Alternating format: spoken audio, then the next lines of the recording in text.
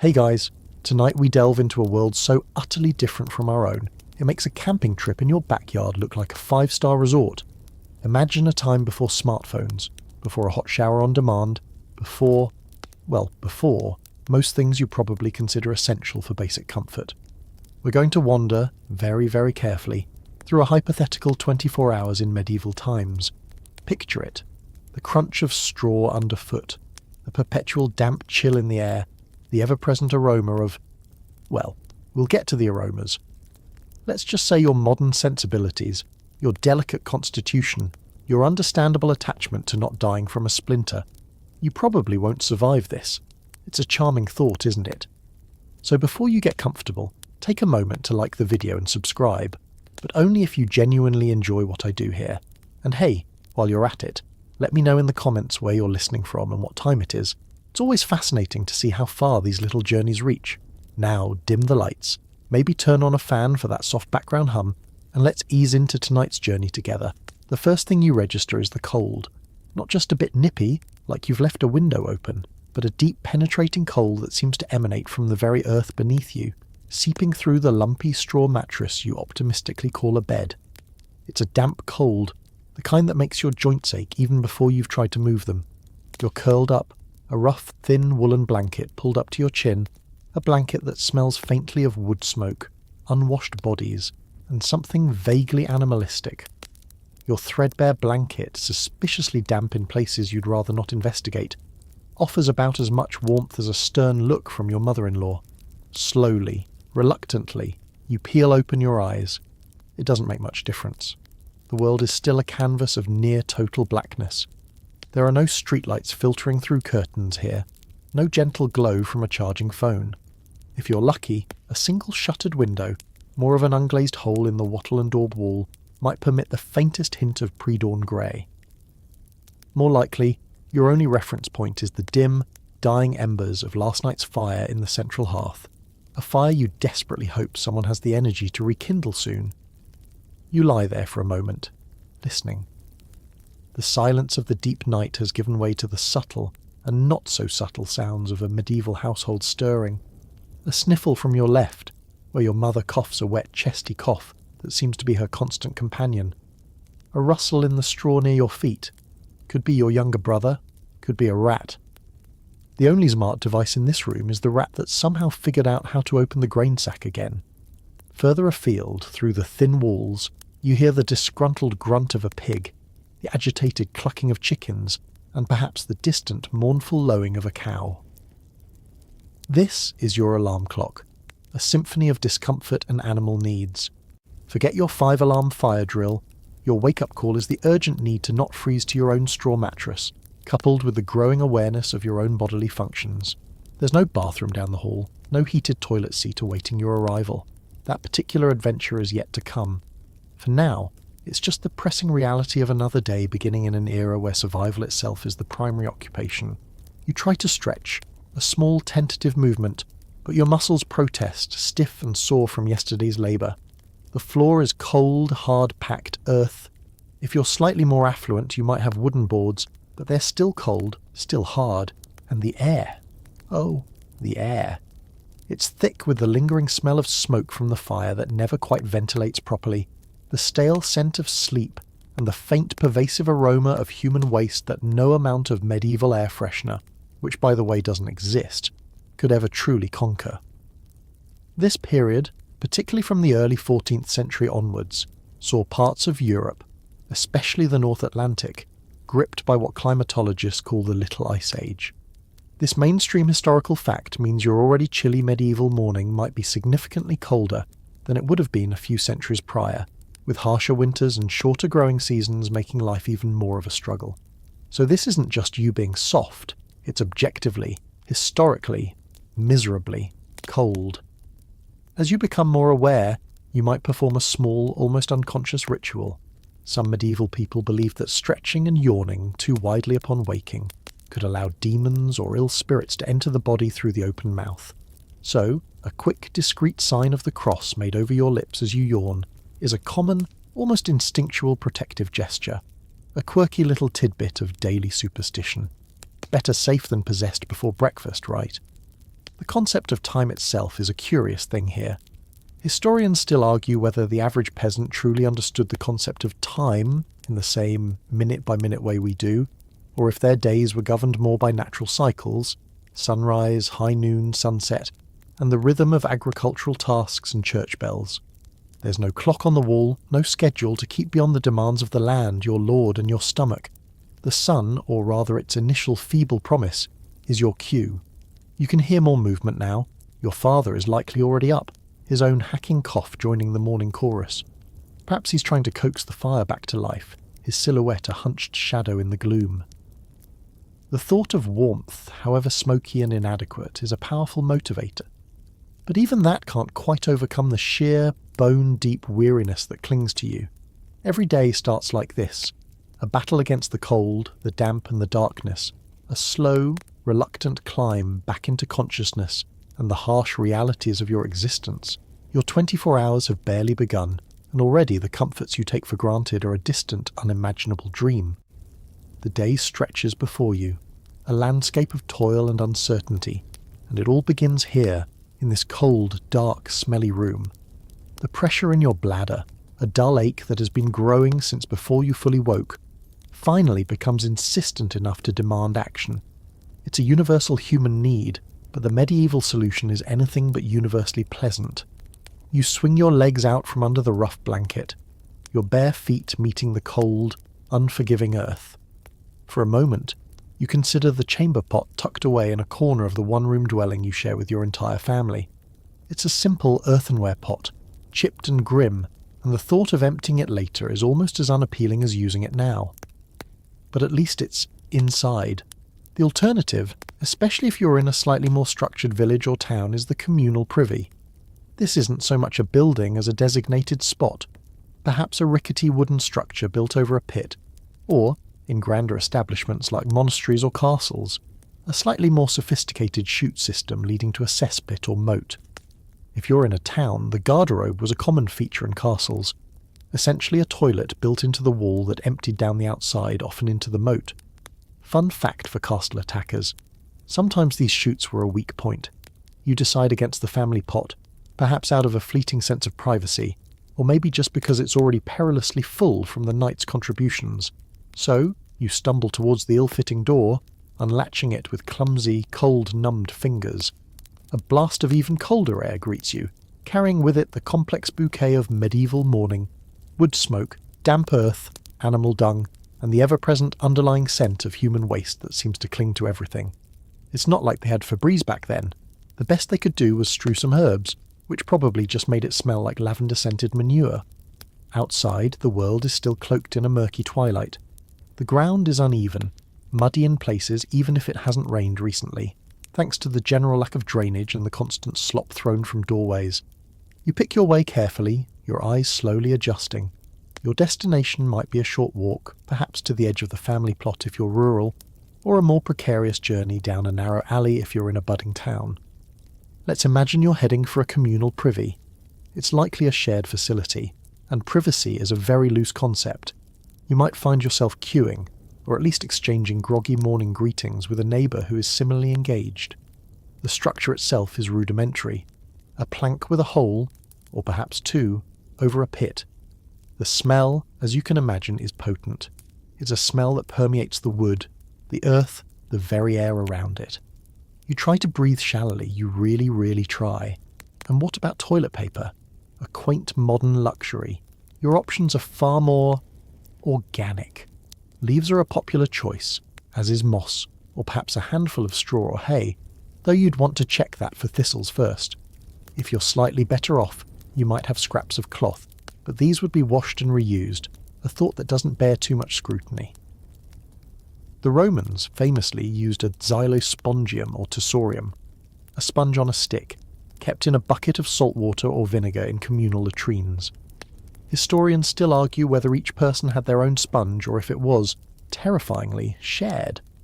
The medieval equivalent might be less formal but equally resourceful. The task complete, there's no flushing mechanism, no hand sanitizer. You might splash some water from a nearby barrel if one is available, and if the water itself isn't too suspect, but often it's just a case of readjusting your simple tunic and getting on with your day, carrying the faint miasma with you.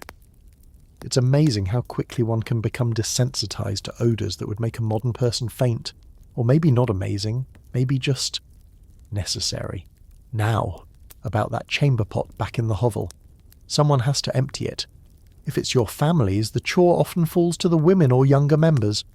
The contents are typically tossed into the street gutter, if such a thing exists, or onto the household dung heap, which is often conveniently located right next to the house, contributing to that unique home sweet home aroma. Garde low!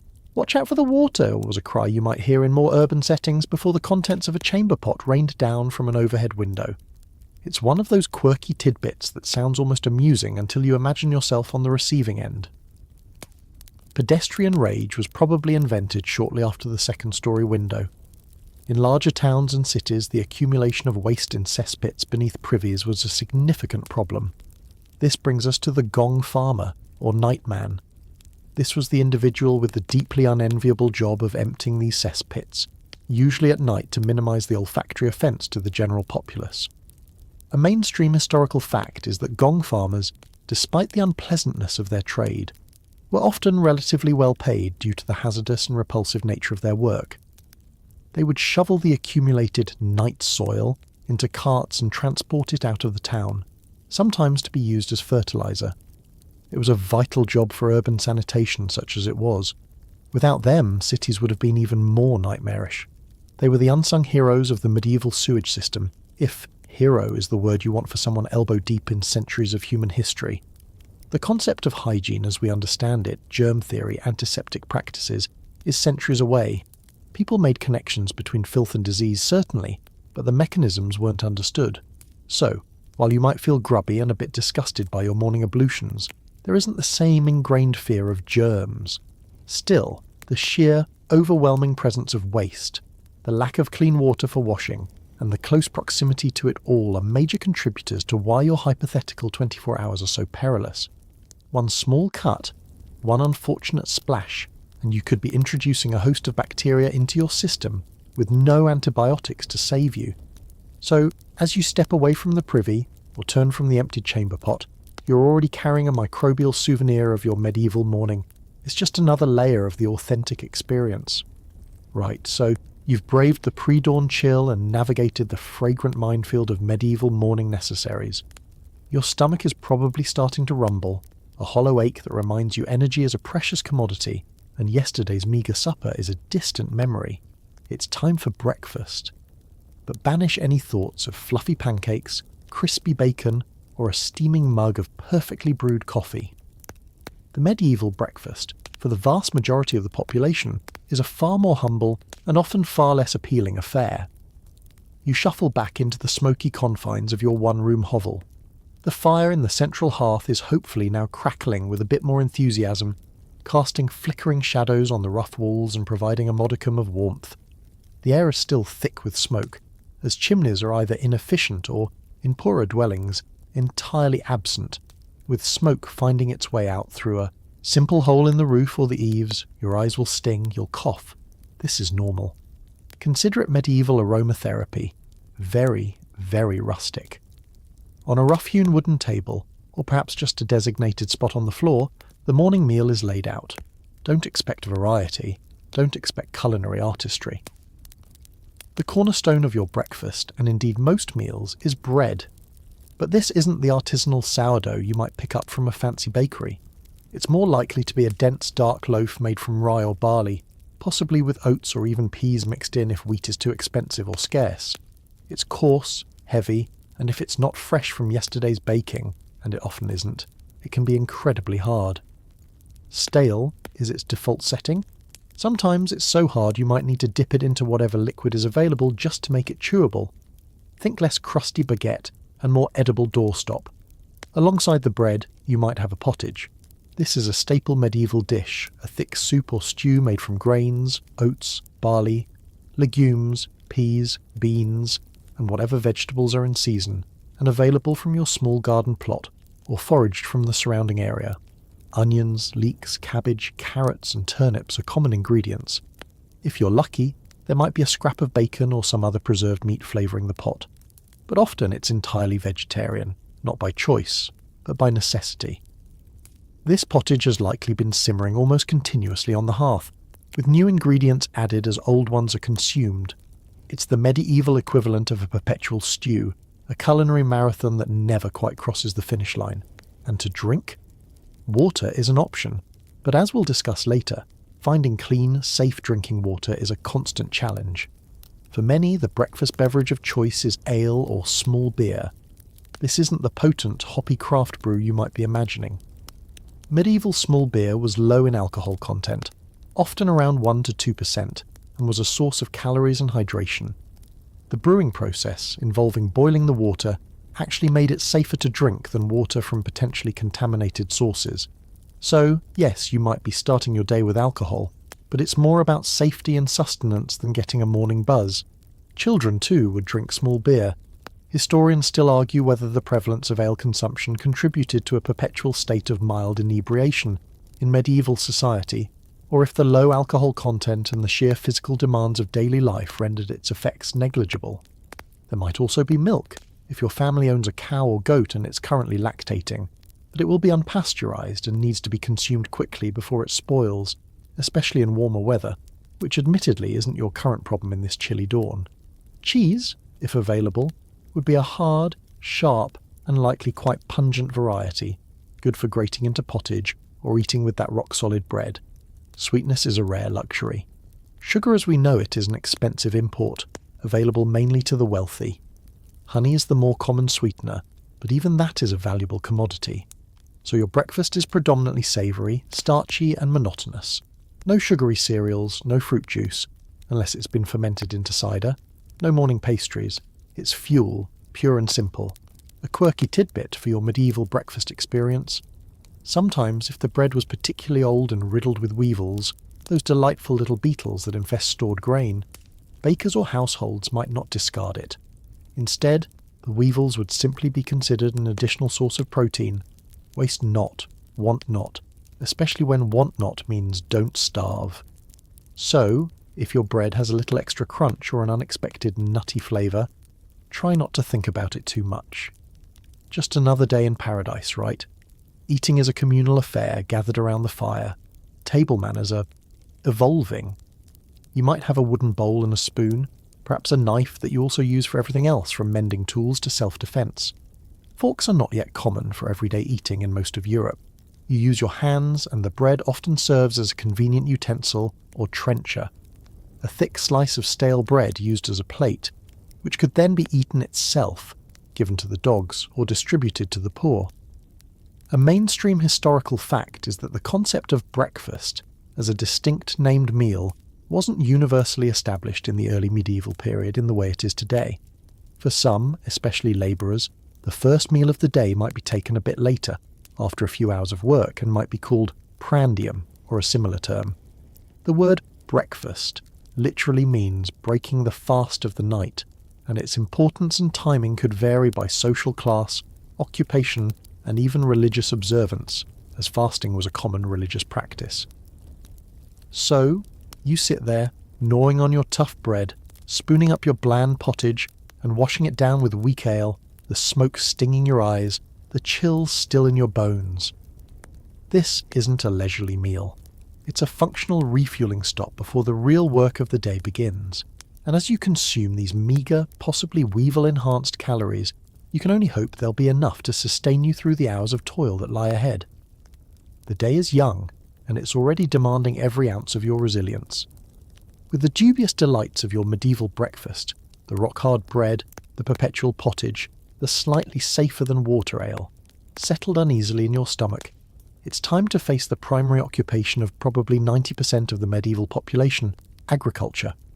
Unless you're a noble, a high-ranking clergyman, or a specialised craftsman in a larger town, and even then, many townsfolk had garden plots, your life is inextricably tied to the land. Survival depends on what you can coax from the soil, and that coaxing requires relentless back-breaking labour. You step out of your smoky hovel, the weak morning light now a little stronger, though the air remains cold. If it's spring, you're looking at ploughing and planting. If it's summer, weeding and tending the crops. If it's autumn, the frantic race of harvest. Winter offers a slight reprieve from fieldwork but brings its own challenges of threshing grain, mending tools, and simply surviving the cold and scarcity. For our purposes, let's imagine it's ploughing season, a time of intense effort that sets the stage for the entire year's food supply. The fields stretch out around your small village, typically organised in an open field system.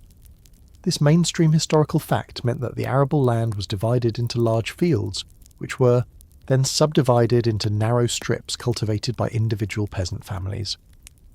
Your family has several such strips, possibly scattered across different fields, a system designed to ensure everyone got a share of both good and less fertile land. There are few fences or hedges between these strips, just furrows or marker stones. Your tools are rudimentary and heavy. The plough, if your village is fortunate enough to have one, is likely a heavy-wheeled plough, an improvement on the older, lighter scratch ploughs, but still requiring considerable effort to manage. It's pulled by a team of oxen, slow and steady, or if you're a bit better off, perhaps horses, though horses are more expensive to keep. Guiding this plough, keeping the furrows straight and deep enough, is skilled and physically demanding work. You'll be leaning your weight into it, wrestling with it over uneven ground, your muscles screaming in protest. If you're not guiding the plough, you might be the one goading the oxen, your voice hoarse from shouting commands and encouragement, and probably a few choice medieval curses that haven't quite made it into the history books. Or perhaps you're following behind, breaking up clods of earth with a heavy mallet or hoe, or scattering seed by hand from a pouch slung over your shoulder, a task that requires a careful, even rhythm to ensure good germination. There are no GPS-guided tractors here, no climate-controlled cabs.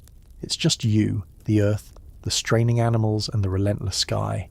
The work is repetitive, monotonous, and exhausting. From shortly after sunrise until dusk, with only a short break for a meagre midday meal, if you're lucky, you're stooped, lifting, pulling, pushing. Your hands, unprotected by gloves, will be raw, blistered, and calloused. Your back will ache constantly. The sun, when it finally climbs high enough to burn through the morning chill, will beat down on you mercilessly in the summer months, or you'll be exposed to biting winds and chilling rain in the less clement seasons. Remember that little ice age we talked about? It makes the growing season shorter and the weather more unpredictable, adding another layer of anxiety to your toil. One bad harvest could mean starvation. The pace is dictated by the daylight hours and the needs of the crops and animals. There's no clocking off at 5 p.m. You work until the job is done or until you can no longer see. Your office is a muddy field, your colleagues are your equally exhausted family members and neighbours, and your performance review is whether or not you have enough food to survive the winter. It's a high-stakes game with little room for error. A quirky tidbit about medieval farming, marling. This was the practice of adding lime-rich clay or calcium carbonate, marl, to acidic soils to improve their fertility. Peasants would dig pits to extract the marl and then laboriously spread it on their fields. These marl pits, once exhausted, would often fill with water and become ponds dotting the medieval landscape.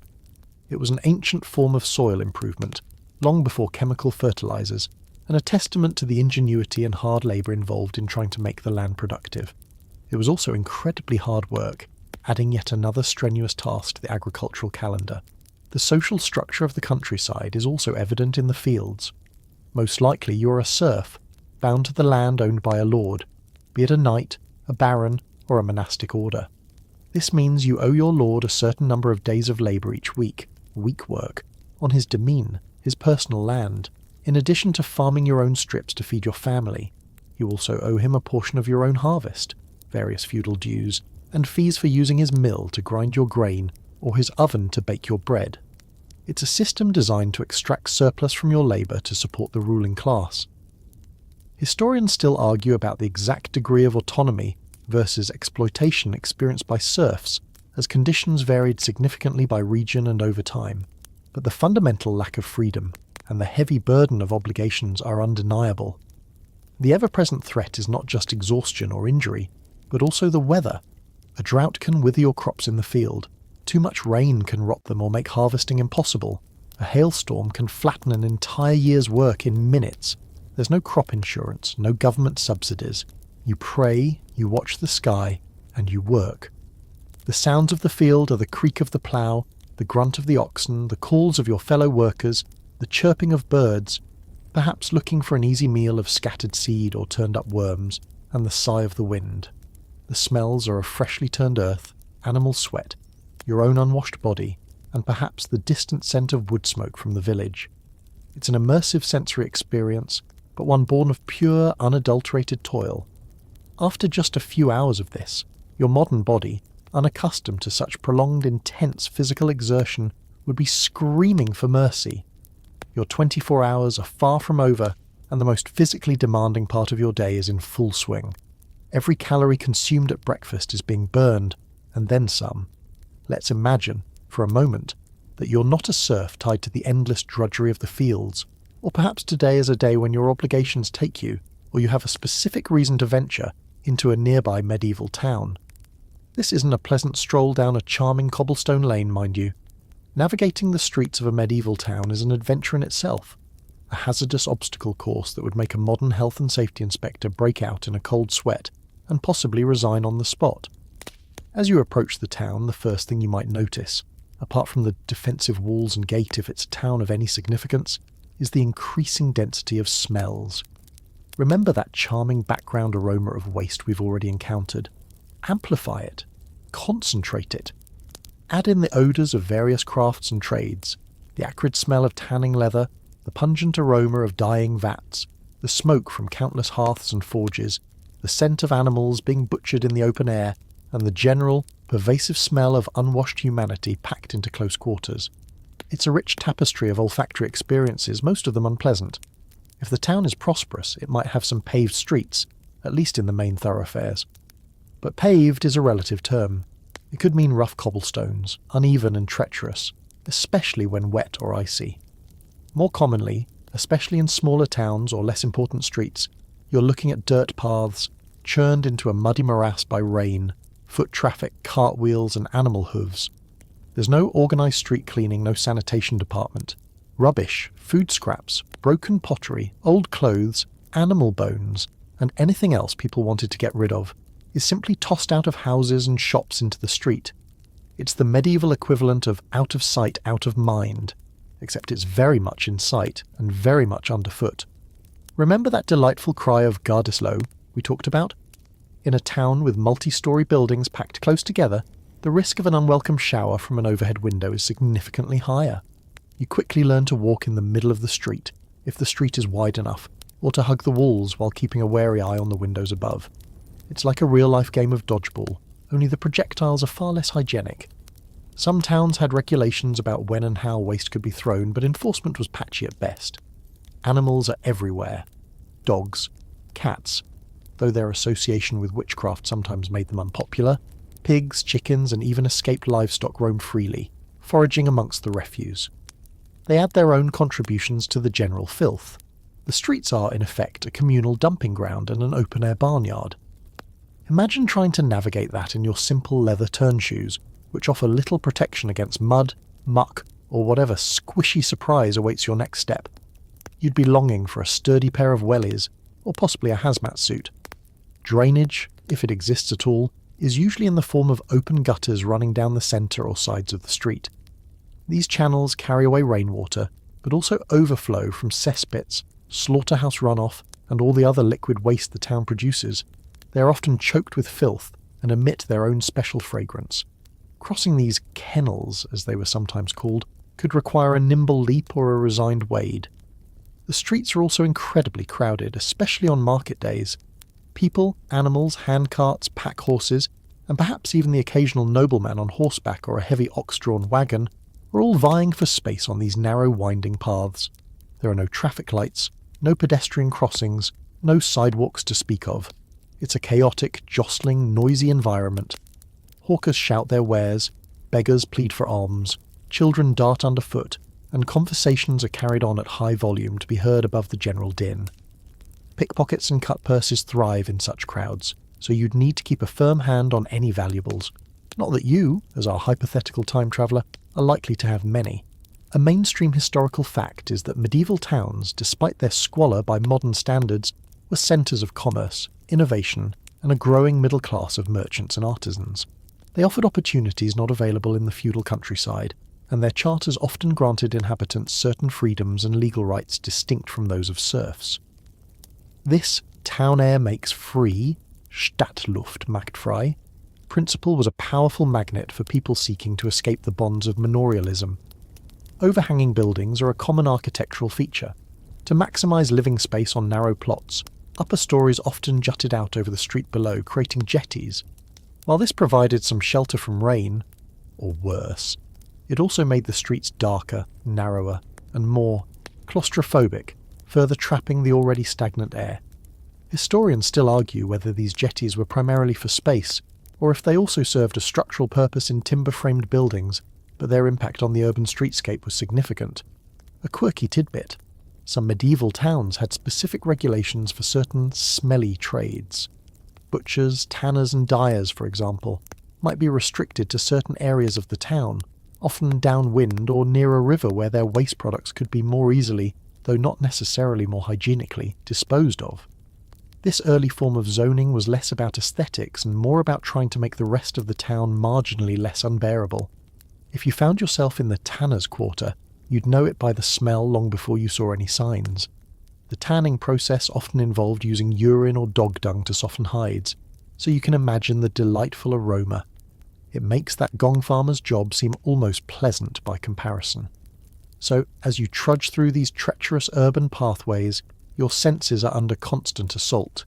Your feet are wet and filthy. The air is thick with a miasma of smells that would make your eyes water.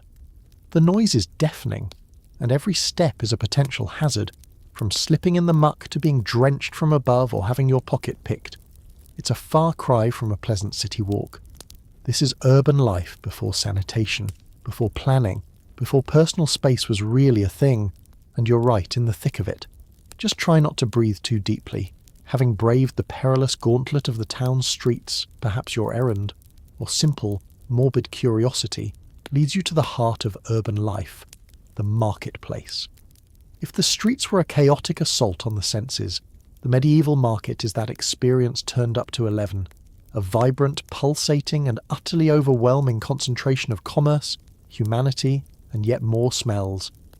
This is where the town's economic pulse beats strongest, a riot of colour, sound and activity.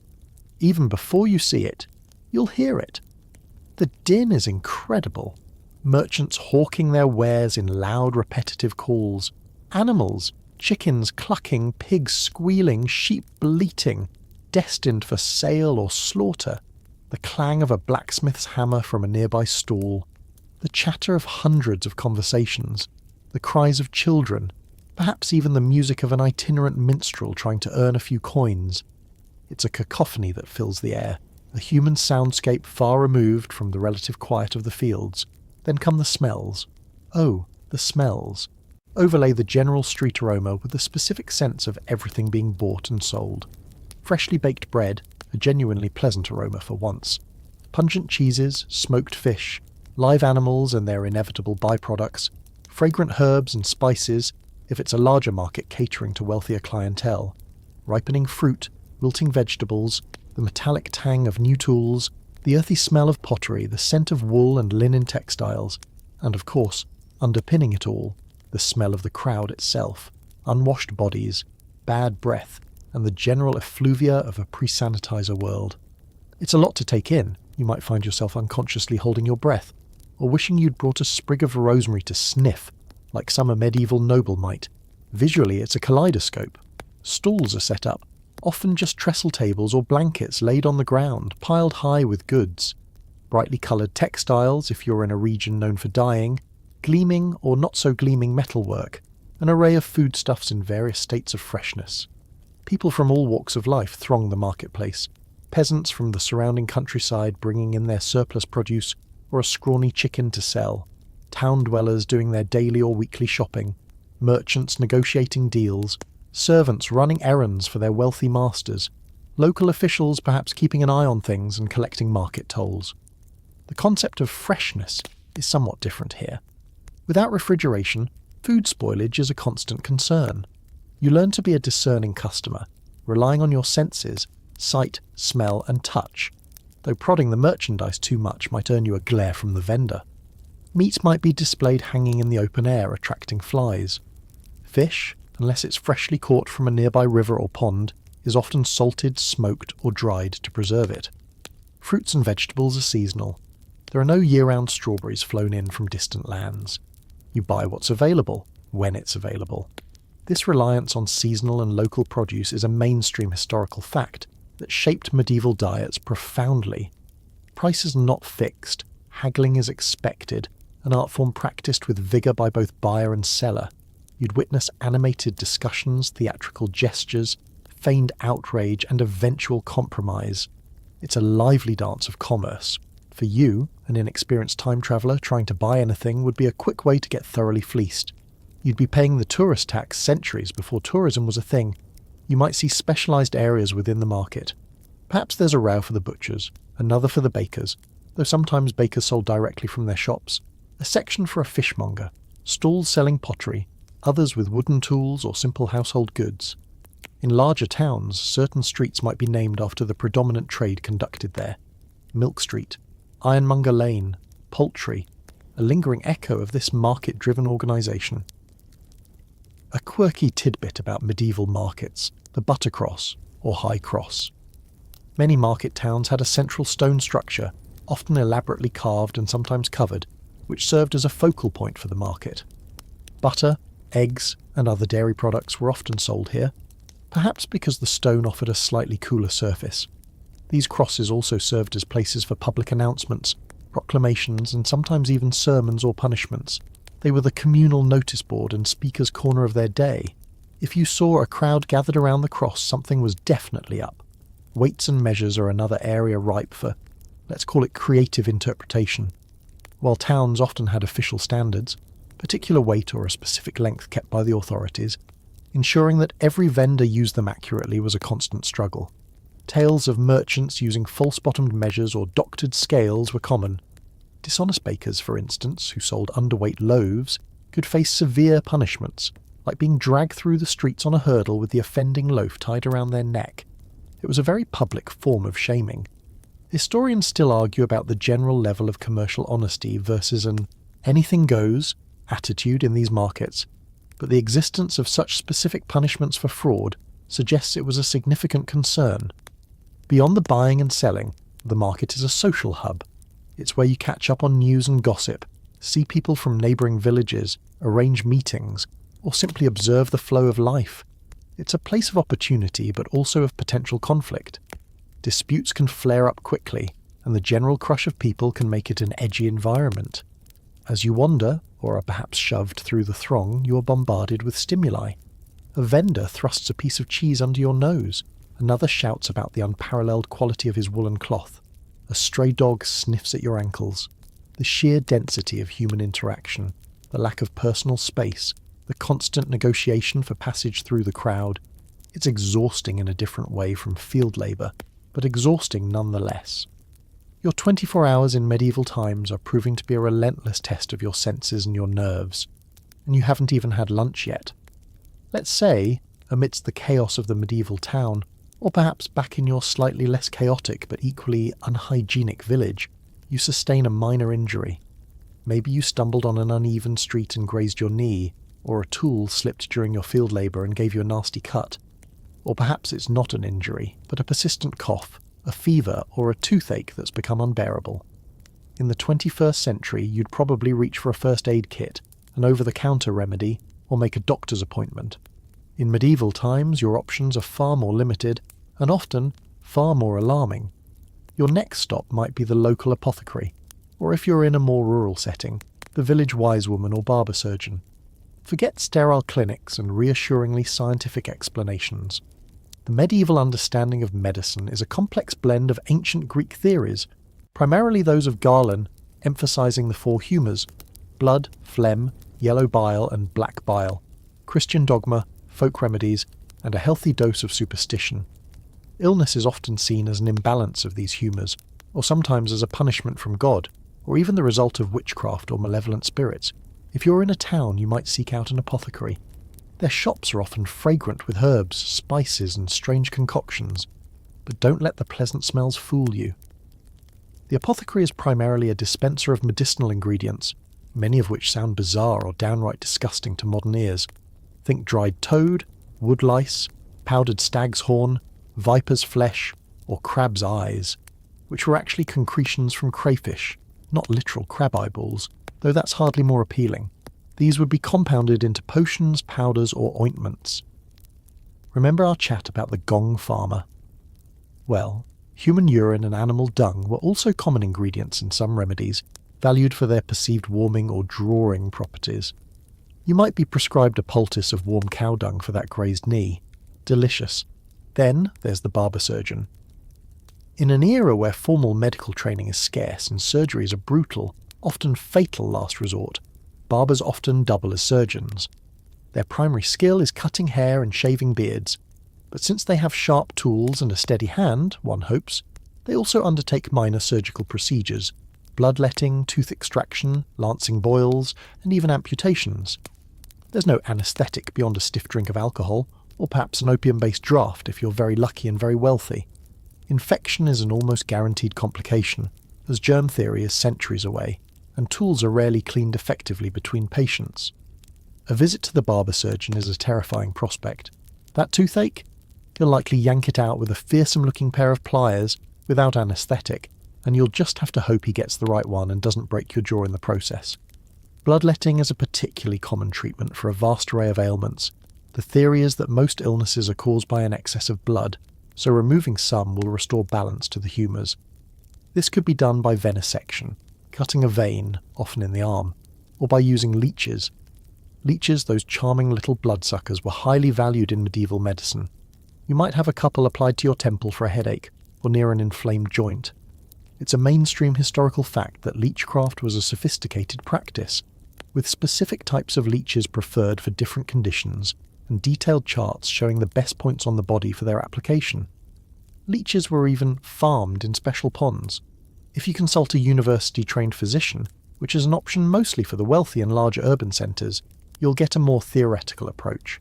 He will likely examine your urine. Uroscopy was a key diagnostic tool with elaborate charts depicting different colours and sediments and their supposed meanings.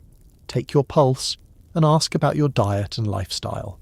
His prescriptions might involve complex herbal remedies, dietary changes, perhaps avoiding cold foods like cucumbers if you have too much phlegm, and, almost inevitably, bloodletting.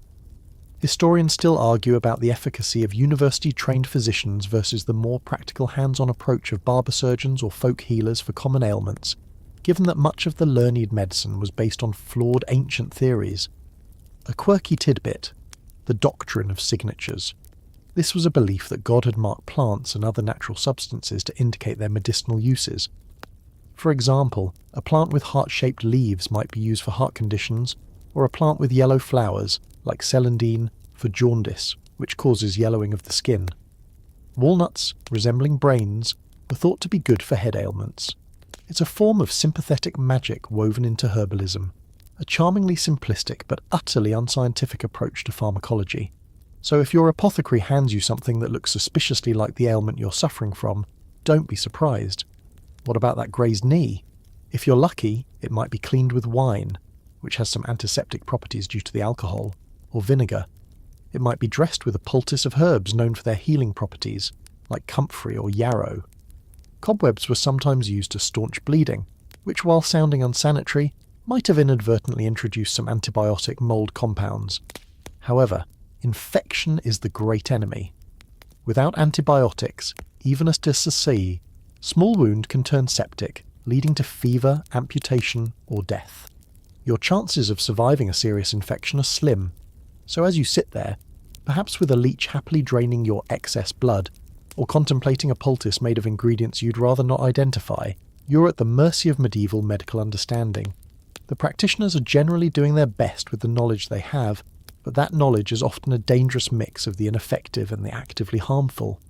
It's a stark reminder of how vulnerable people were to illness and injury, and why a simple cut could indeed mean you wouldn't last 24 hours, or at least not many more beyond that. The phrase, adding insult to injury, probably originated with someone being prescribed a dung poultice for a paper cut.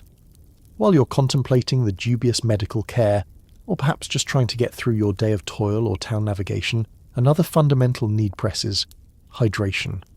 We've touched on the weak ale at breakfast, but what about water? Surely good old H2O is readily available. Not so fast. Securing genuinely safe drinkable water in medieval times is a daily, often arduous and sometimes disgusting chore fraught with its own set of perils. This isn't as simple as turning on a tap. If you live in a rural village, your primary water sources are likely to be wells, springs or rivers and streams. A well, if your village has one, is a significant asset. It needs to be dug deep enough to reach a reliable water table, and ideally lined with stone to prevent collapse. Drawing water is done by hand with a bucket and rope, or perhaps a simple windlass mechanism if the well is more sophisticated. This is physically demanding work, often falling to the women and children of the household, and there's no guarantee of purity. Surface runoff, animal waste and seepage from nearby latrines or dung heaps can easily contaminate a shallow well. Remember that privy pit we discussed? If it's too close to the well, you're basically drinking diluted sewage. Yum! Springs can be a cleaner source, especially if they emerge from high ground, away from immediate sources of pollution. However, access might be limited, or the spring might be some distance from your dwelling, requiring a long, tiring trek carrying heavy water containers, often earthenware jugs or wooden buckets. Rivers and streams are convenient, especially for larger settlements that often grow up along their banks. But rivers are also the medieval equivalent of a multi-purpose utility corridor. They're used for drinking water, certainly, but also for washing clothes, with rudimentary soaps made from animal fat and lye, which themselves pollute the water. Watering livestock, who then defecate directly into it. Dumping waste from trades like dyeing and tanning, remember those delightful tanners' chemicals, and as a convenient disposal route for general refuse and sewage. So the further downstream you are, the more enriched your water supply becomes. It's a cocktail of everything the upstream communities have decided to discard. In towns, the problem is magnified. Higher population density means more waste and greater demand on limited water sources. Some towns had public wells, but these were often overused and prone to contamination. Wealthier households might have their own private wells in their courtyards, offering a slightly better, but still not guaranteed, quality of water. Roman-era aqueducts, which had once supplied some European cities with clean water, had largely fallen into disrepair during the early medieval period. While some efforts were made to maintain or rebuild them, or to construct new conduits, often open channels or lead pipes, the latter bringing its own risk of lead poisoning, these were expensive undertakings, usually benefiting only the wealthiest districts or monastic establishments. A mainstream historical fact is that monasteries, with their emphasis on hygiene, relative to the general populace, and their engineering capabilities, often had some of the most sophisticated water management systems of the period, including piped water for hand washing and latrines. This scarcity and dubious quality of water is precisely why ale and wine were such common daily drinks for many. The brewing process, involving boiling the water, killed many harmful microorganisms, making fermented beverages a safer bet, even for children, in the form of small beer. However, constantly relying on ale isn't ideal, and plain water is still needed for cooking, some washing, and for those who couldn't afford or didn't have access to enough ale. Think about the effort involved. Multiple trips per day, often over considerable distances carrying heavy containers. In winter, wells and streams could freeze, making access even more difficult. In summer, droughts could reduce water sources to a trickle, leading to shortages and increased competition. Water rights, who had access to which source, could be a source of dispute between individuals, villages, or even a village and its lord. A quirky tidbit, the water diviner, or dowser. While not exclusively medieval, the practice of dowsing, using a forked stick or pendulum to locate underground water sources, was certainly known. Some people were believed to have a special gift for finding water this way. Whether it was genuine intuition, keen observation of landscape and vegetation, or just luck, a successful water diviner could be a valuable asset to a community looking to dig a new well. It's a practice that sits at the intersection of folk belief and practical necessity. Historians still argue about the extent to which medieval people were aware of the link between contaminated water and disease. While they lacked germ theory, empirical observation likely taught them that water from certain sources was more likely to cause illness.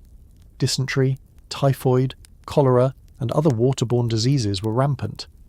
They might not have known why, but they might have known which well in the village was the bad well, or that water drawn upstream was generally better. They developed rudimentary filtering methods, like letting water stand so sediment could settle, or pouring it through layers of sand or cloth, but these were of limited effectiveness against dissolved contaminants and microscopic pathogens. So, every time you take a sip of water in your hypothetical medieval day, you're playing a kind of Russian roulette with your digestive system. Is this the sip that leads to days of debilitating diarrhea, a potentially fatal illness in an era without rehydration salts or effective medical care? The simple act of quenching your thirst, something we do without a second thought, is laden with risk and effort.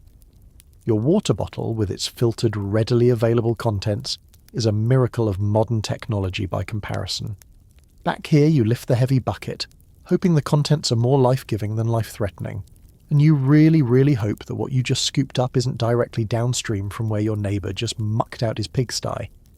The taste might give you a clue, but by then it's often too late. The sun, having climbed laboriously through the morning sky, now hovers somewhere around its zenith. Whether you've been toiling in the fields, navigating the treacherous streets of a town, or perhaps haggling in the marketplace, your body is signalling the need for a pause and more fuel.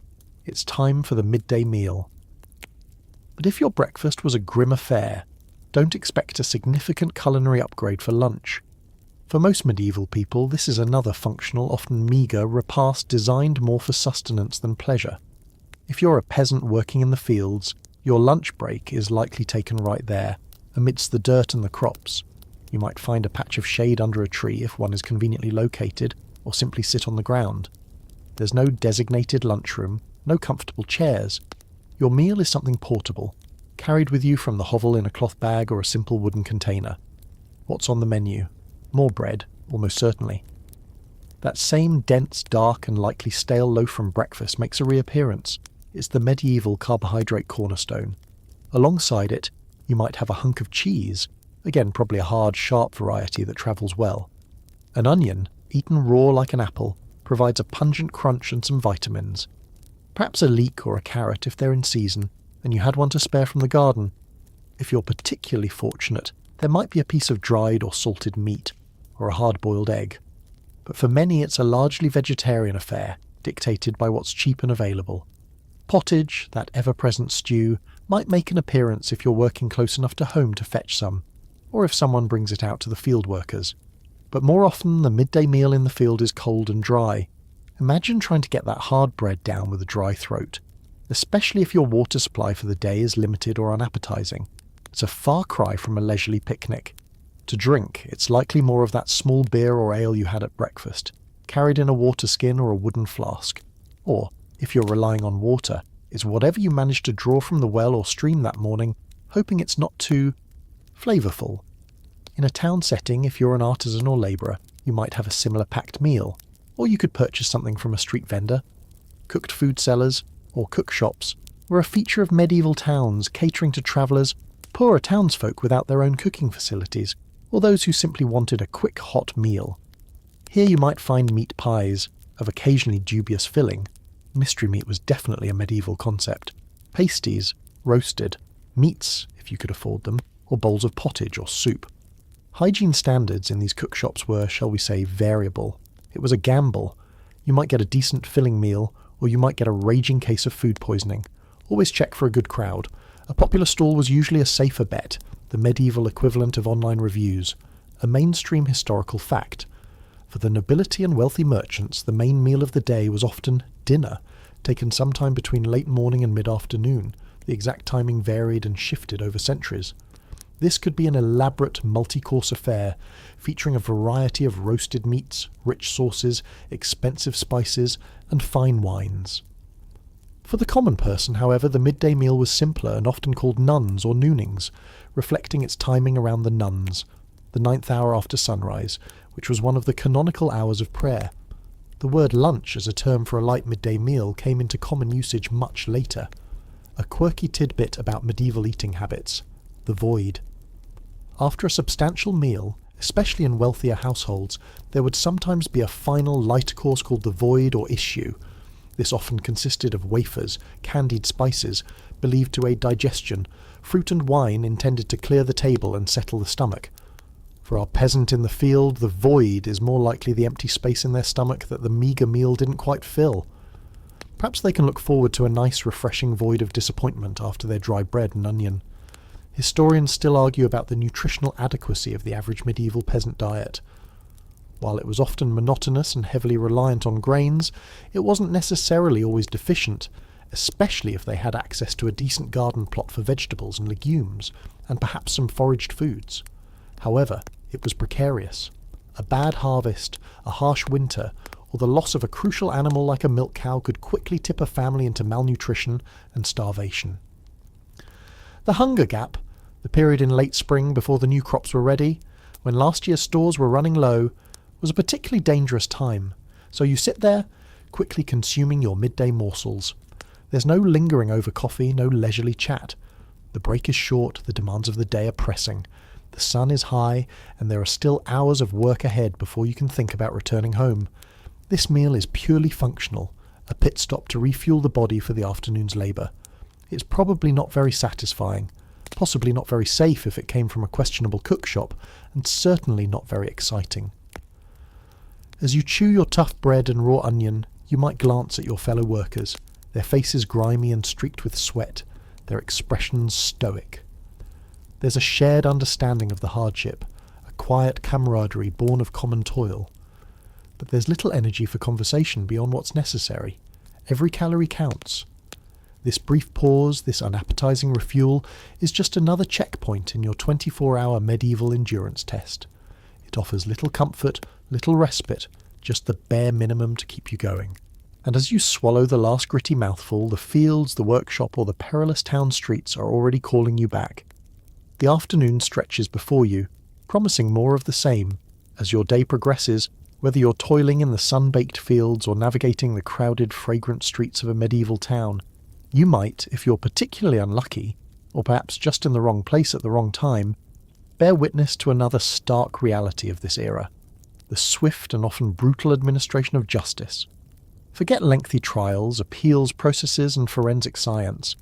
Medieval law and order, while often rooted in complex legal codes and traditions, could manifest in public displays that were both a form of entertainment and a chilling deterrent. Imagine you're in the town marketplace, perhaps having just finished your meagre midday meal. Suddenly a commotion erupts. A cry of "Stop thief!" goes up.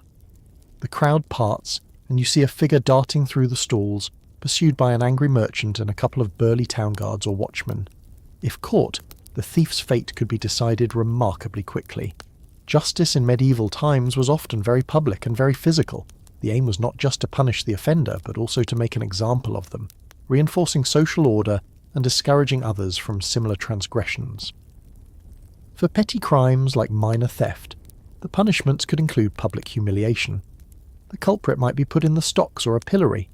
The stocks were wooden frames with holes for the ankles, and sometimes the wrists, forcing the offender to sit in an uncomfortable, exposed position. The pillory was similar but held the head and hands, forcing the person to stand. Passers-by were often encouraged to jeer, taunt, and even throw rotten fruit, mud, or animal dung at the unfortunate individual. It was a profoundly shaming experience, and in a society where reputation was paramount, this could be a severe punishment in itself. For more serious, but still not capital, offences, flogging was common. The condemned would be stripped to the waist and whipped publicly, often while being paraded through the streets. Branding with a hot iron, marking the offender for life, was another possibility for crimes like vagrancy or repeated thievery. Mutilation, such as the cutting off of a hand for theft or an ear for perjury, also served as a permanent visible warning. These weren't scenes from a fantasy novel, they were grim realities. If the crime was deemed capital, murder, treason, heresy, arson, or sometimes even grand larceny, the punishment was, of course, death. And medieval executions were designed to be as gruesome and terrifying as possible. Hanging was common, often carried out at a prominent gallows located at the edge of town or near a major crossroads, ensuring maximum visibility. The bodies might be left hanging for days or weeks as a stark warning, slowly decomposing and picked up by crows. It's a far cry from a quiet, dignified end. Beheading, usually by sword or axe, was considered a more honourable death, and was often reserved for those of noble birth. Burning at the stake was the prescribed punishment for heresy and witchcraft, a particularly agonizing way to die. For particularly heinous crimes like treason, the sentence could be hanging, drawing, and quartering, a truly horrific process involving being hanged until almost dead, then disemboweled while still alive, and finally having one's body cut into 4 pieces, which might then be displayed in different parts of the kingdom. The medieval judicial system wasn't shy about making a statement. It's a mainstream historical fact that such brutal punishments were common across Europe, and were seen as necessary to maintain order in a society with limited policing capabilities. You might also witness a trial by ordeal, particularly in the earlier medieval period, though its use declined over time, especially after the Church officially condemned it in 1215 at the Fourth Lateran Council. Ordeals were a way of appealing to God for judgment when human justice was uncertain. Common ordeals included carrying a red-hot iron bar for a set distance, or retrieving a stone from a cauldron of boiling water. The accused's wound would be bandaged, and if it healed cleanly within a few days, they were deemed innocent. If it festered, they were guilty. Trial by combat was another form, where accuser and accused, or their champions, would fight, the victor believed to be favoured by God. Historians still argue about how often these ordeals were genuinely believed to reveal divine will versus being manipulated to achieve a desired outcome. A quirky tidbit: animal trials. Yes, you read that right. Medieval records show instances of animals, pigs, dogs, cattle, even insects like weevils, being formally tried in court for alleged crimes, such as a pig killing a child or locusts devastating crops. They might be provided with a lawyer of sorts, and if found guilty could be sentenced to death or excommunication.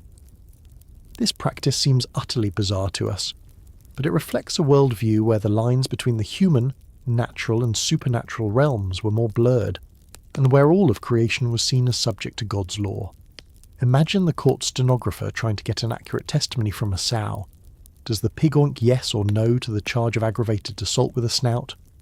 So, as you stand in the medieval crowd, perhaps witnessing a thief being dragged to the pillory, or hearing the pronouncement of a harsh sentence, you get a visceral understanding of how power and authority are maintained. There's little room for ambiguity, and mercy can be a rare commodity. The spectacle is designed to instill fear and obedience. The screams of the punished, the jeers of the crowd, the solemn pronouncements of the judge or magistrate. It's a raw, unsettling display. This isn't just background noise to your day, it's a fundamental aspect of the medieval world. The threat of such justice, or injustice, depending on your perspective and social standing, hangs over everyone. It's another layer of anxiety in an already challenging existence, and as you turn away from the scene, perhaps feeling a mixture of fear, pity, or even a grim satisfaction, if you felt the punishment was deserved, you're reminded that survival here isn't just about food and shelter, but also about navigating a complex and often unforgiving social and legal landscape. One wrong step, one accusation, and you could be the one in the stocks, or worse. As you move through your medieval day, whether in the fields, the town, or your own humble dwelling, you're never truly alone. And I don't just mean the human population. You are constantly surrounded by, and in close proximity to, a vast array of creatures, domestic animals, vermin and insects, whose presence is an unavoidable and often uncomfortable fact of life. Forget your modern notions of sterile environments and pest control. In medieval times, the animal kingdom is an intimate and often invasive part of your daily existence. If you're a peasant, your most valuable companions are your livestock: oxen for ploughing, a cow for milk, if you're lucky enough to own one, perhaps a few sheep for wool and milk, pigs for meat, and chickens for eggs and the occasional pot. These animals are not kept in distant, sanitized barns far from the house. More often than not, they live in very close quarters with the family. In many peasant hovels, especially in colder regions or during harsh weather, animals might be brought inside the single-room dwelling at night for their protection and for their body heat, which would help warm the human inhabitants. So you might find yourself sleeping a few feet away from a grunting pig or a cud-chewing cow. The sounds, smells, and yes, the fleas and lice they carry are all part of the shared living experience. It's a far cry from a pampered house pet. These are working animals vital to your survival, but their proximity brings a host of sanitation challenges. Pigs in particular were ubiquitous in both rural and urban settings. They were efficient foragers, often allowed to roam freely, consuming refuse and scraps, including, as we've unpleasantly noted, human waste. This made them a valuable source of meat, but also a potential hazard, as they could be aggressive, and their rooting and defecating contributed to the general squalor of streets and yards. Remember those animal trials? Pigs were frequent defendants, often for injuring or killing young children. Dogs and cats occupy a more ambiguous space. Dogs were valued for hunting, herding and guarding property. Different breeds existed for different purposes, from large mastiff types, for protection, to smaller terriers for ratting. Cats, while useful for controlling vermin, had a more complicated reputation. Their association with witchcraft and pagan practices, particularly black cats, sometimes led to their persecution, especially during periods of heightened religious fervour. However, many households still kept them for their mousing abilities. A good mouser was worth its weight in, well, not eaten grain. And speaking of vermin, they are your constant unwelcome roommates. Rats and mice are everywhere, in the thatched roofs, in the walls, in the grain stores, under the beds. They thrive in the unsanitary conditions, feasting on stored food and refuse. They are not just a nuisance, they are a serious threat to your food supply and carriers of disease. The fleas they harbour are notorious for transmitting illnesses like the bubonic plague. A mainstream historical fact is that the Black Death, which ravaged Europe in the mid-14th century, was spread by fleas carried on black rats that travelled along trade routes. This pandemic wiped out an estimated 30 to 60% of Europe's population, a catastrophic event with profound social and economic consequences.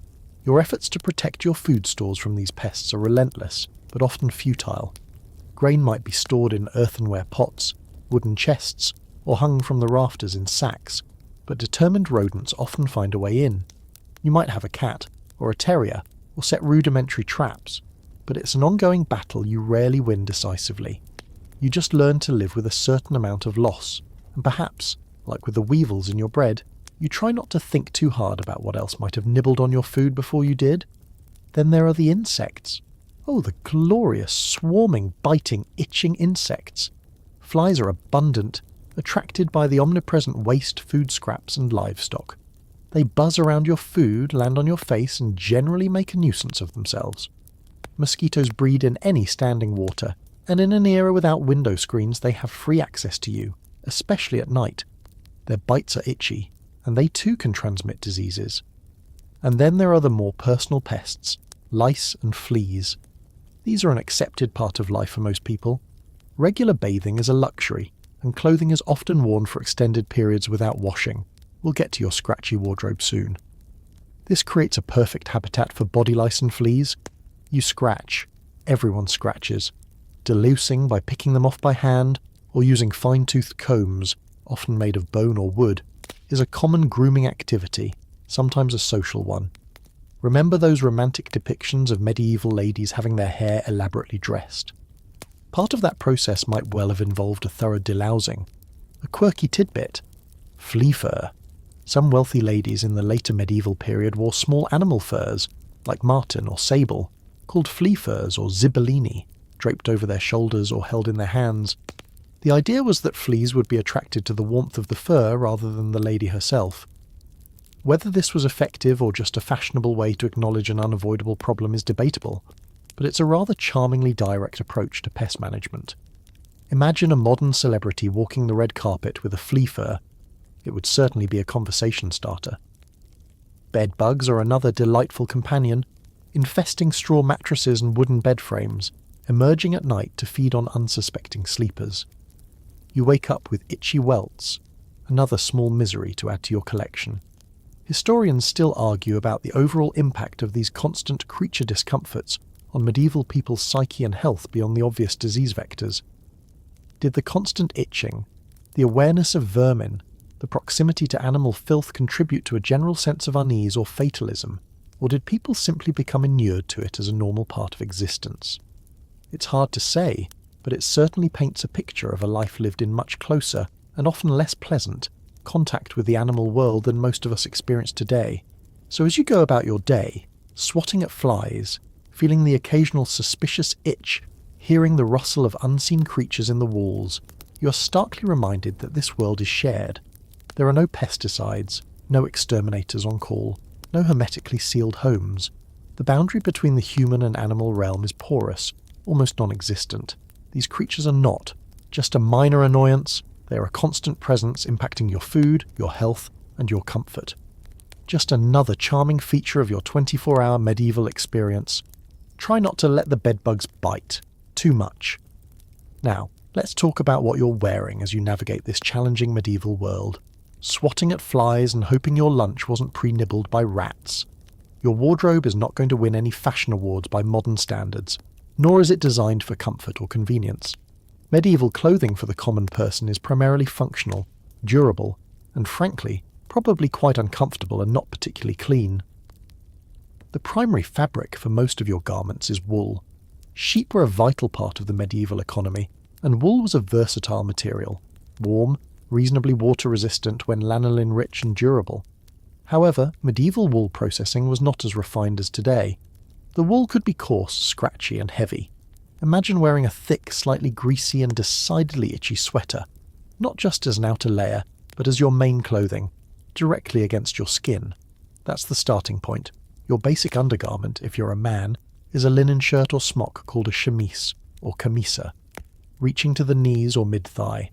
Women wear a similar, longer linen shift or chemise, often down to the ankles. Linen made from the flax plant is softer than wool and more absorbent, so it provides a bit of a barrier between your skin and the scratchy woolen outer layers. It's also easier to wash than wool. Easier being a relative term, as laundry is a laborious, infrequent chore involving harsh lye soap, much scrubbing, and often washing in cold river water. So, while your linen undergarments might be washed more frequently than your outer woolens, frequently could still mean only once a week, or less often if water or time is scarce. You probably own very few of these, perhaps two, one to wear while the other is eventually being washed. Over this linen layer, men typically wear woolen hose, stockings, that cover the legs, sometimes reaching up to the waist and tied to a belt or a drawstring on their breeches or brays. Brays are loose linen under trousers. On top of the chemise, a man would wear a tunic, also usually made of wool, varying in length from mid-thigh to below the knees, depending on fashion, status, and occupation. It might be belted at the waist.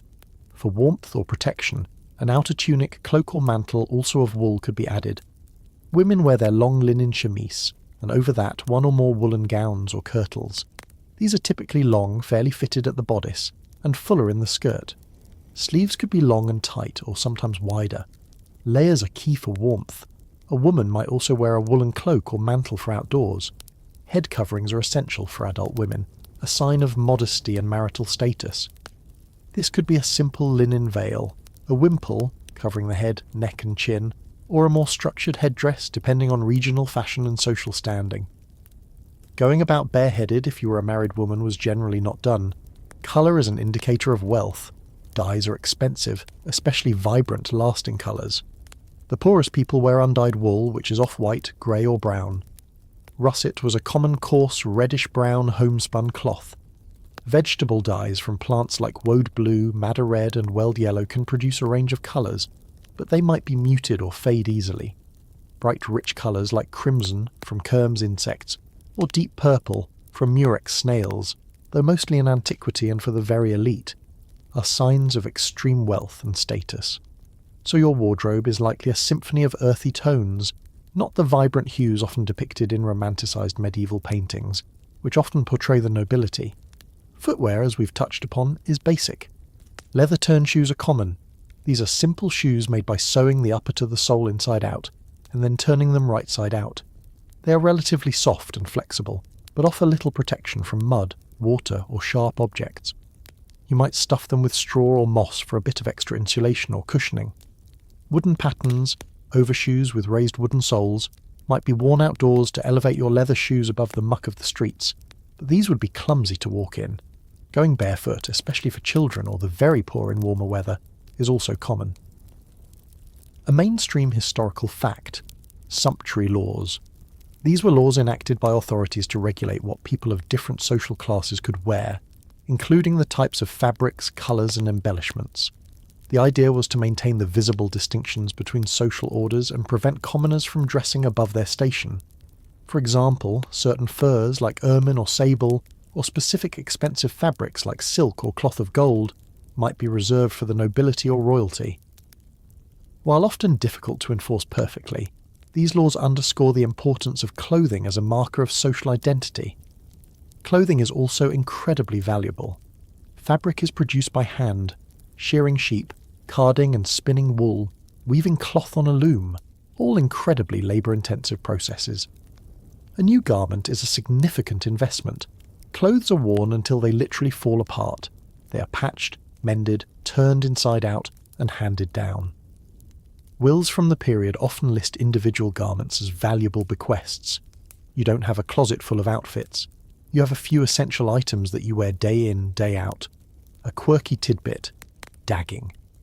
In the later medieval period, particularly the 14th and 15th centuries, a fashion emerged for dagging, cutting the edges of garments, like tunic hems, sleeve edges or hoods, into ornamental scallops, points or leaf shapes. It was a way to add a bit of decorative flair even to relatively simple clothes. However, some moralists condemned dagging as a sign of vanity and extravagance, associating it with worldly decadence. So, if your tunic hem is fashionably jagged, you might be seen as trendy by some and a sinner by others. Fashion police have always been around, it seems. And cleanliness?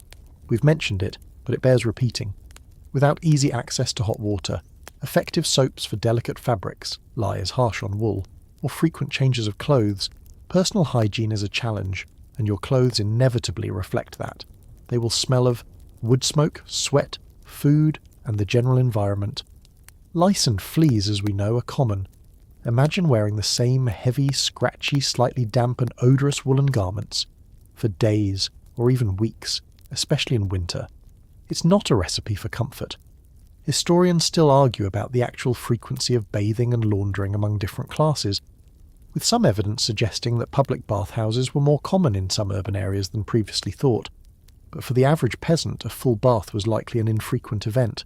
So your medieval attire is less about style and more about survival and social signalling. It's heavy, probably itchy, rarely truly clean, and you don't have many changes. It's just another layer of the medieval experience that reminds you how different life was, right down to the clothes on your back. And as you scratch an itch under that coarse wool, you might long for the softest, simplest cotton t-shirt from your own time. Amidst the daily grind of survival, the toil, the questionable food, the ever-present grime, there is one institution whose influence permeates every aspect of medieval life: the church. Its bells mark the passage of your day, its teachings shape your world view, and its authority touches everyone from the lowest peasant to the highest king. You cannot escape its presence. It is woven into the very fabric of society. From the moment you wake, possibly to the sound of the Angelus bell calling the faithful to prayer, the church makes its presence felt. Throughout the day, the canonical hours, matins, lauds, prime, terce, sext, nuns, vespers and compline, would be rung from the village church or local monastery. While you, as a common labourer, wouldn't necessarily attend all these services, many were primarily for clergy and monastic orders.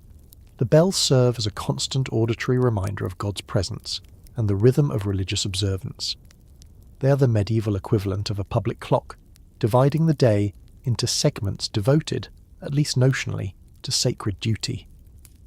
Your local parish church is likely the most substantial building in your village, probably the only one made of stone. It's the centre of community life, not just for religious services, but also for social gatherings, local announcements, and sometimes even as a place of refuge or storage. Inside, it might be relatively plain if you're in a poor rural parish, or more elaborately decorated with wall paintings, murals depicting biblical scenes, saints, or terrifying images of heaven and hell. The doom paintings over the chancel arch were a common feature. Stained glass, if the parish could afford it, and a carved wooden rood screen separating the nave, where the congregation stood or sat on rough benches if at all, from the chancel, the holier area around the altar. These visual aids were crucial for a largely illiterate population, serving as a Bible for the poor. Sunday is, of course, the most important day. Attendance at Mass is expected, often compulsory. It's a chance to wear your slightly less filthy clothes, to gather with your community, and to receive spiritual instruction, and often social instruction on how to be a good, obedient peasant or townsperson. The service is conducted in Latin. a language you likely don't, understand by a priest whose own level of education and piety can vary considerably. You follow the rituals, the gestures, the familiar sounds, understanding the gist through repetition and the visual cues around you. The sermon, if delivered in the vernacular, your local language, is where you'd get more direct moral and doctrinal guidance. The church calendar dictates much of your year. Feast days, celebrating various saints or events in Christ's life, are numerous. Some are major holidays involving feasting, if you can afford it, and a welcome break from work, Christmas, Easter, Pentecost, and various saints' days specific to your region or patron saint. There are also fast days, particularly during Lent, the 40 days before Easter, and Advent, the period before Christmas, as well as on Fridays, when abstaining from meat is required. These religious observances provide a structure to the year, a cycle of feasting and fasting, celebration and penance.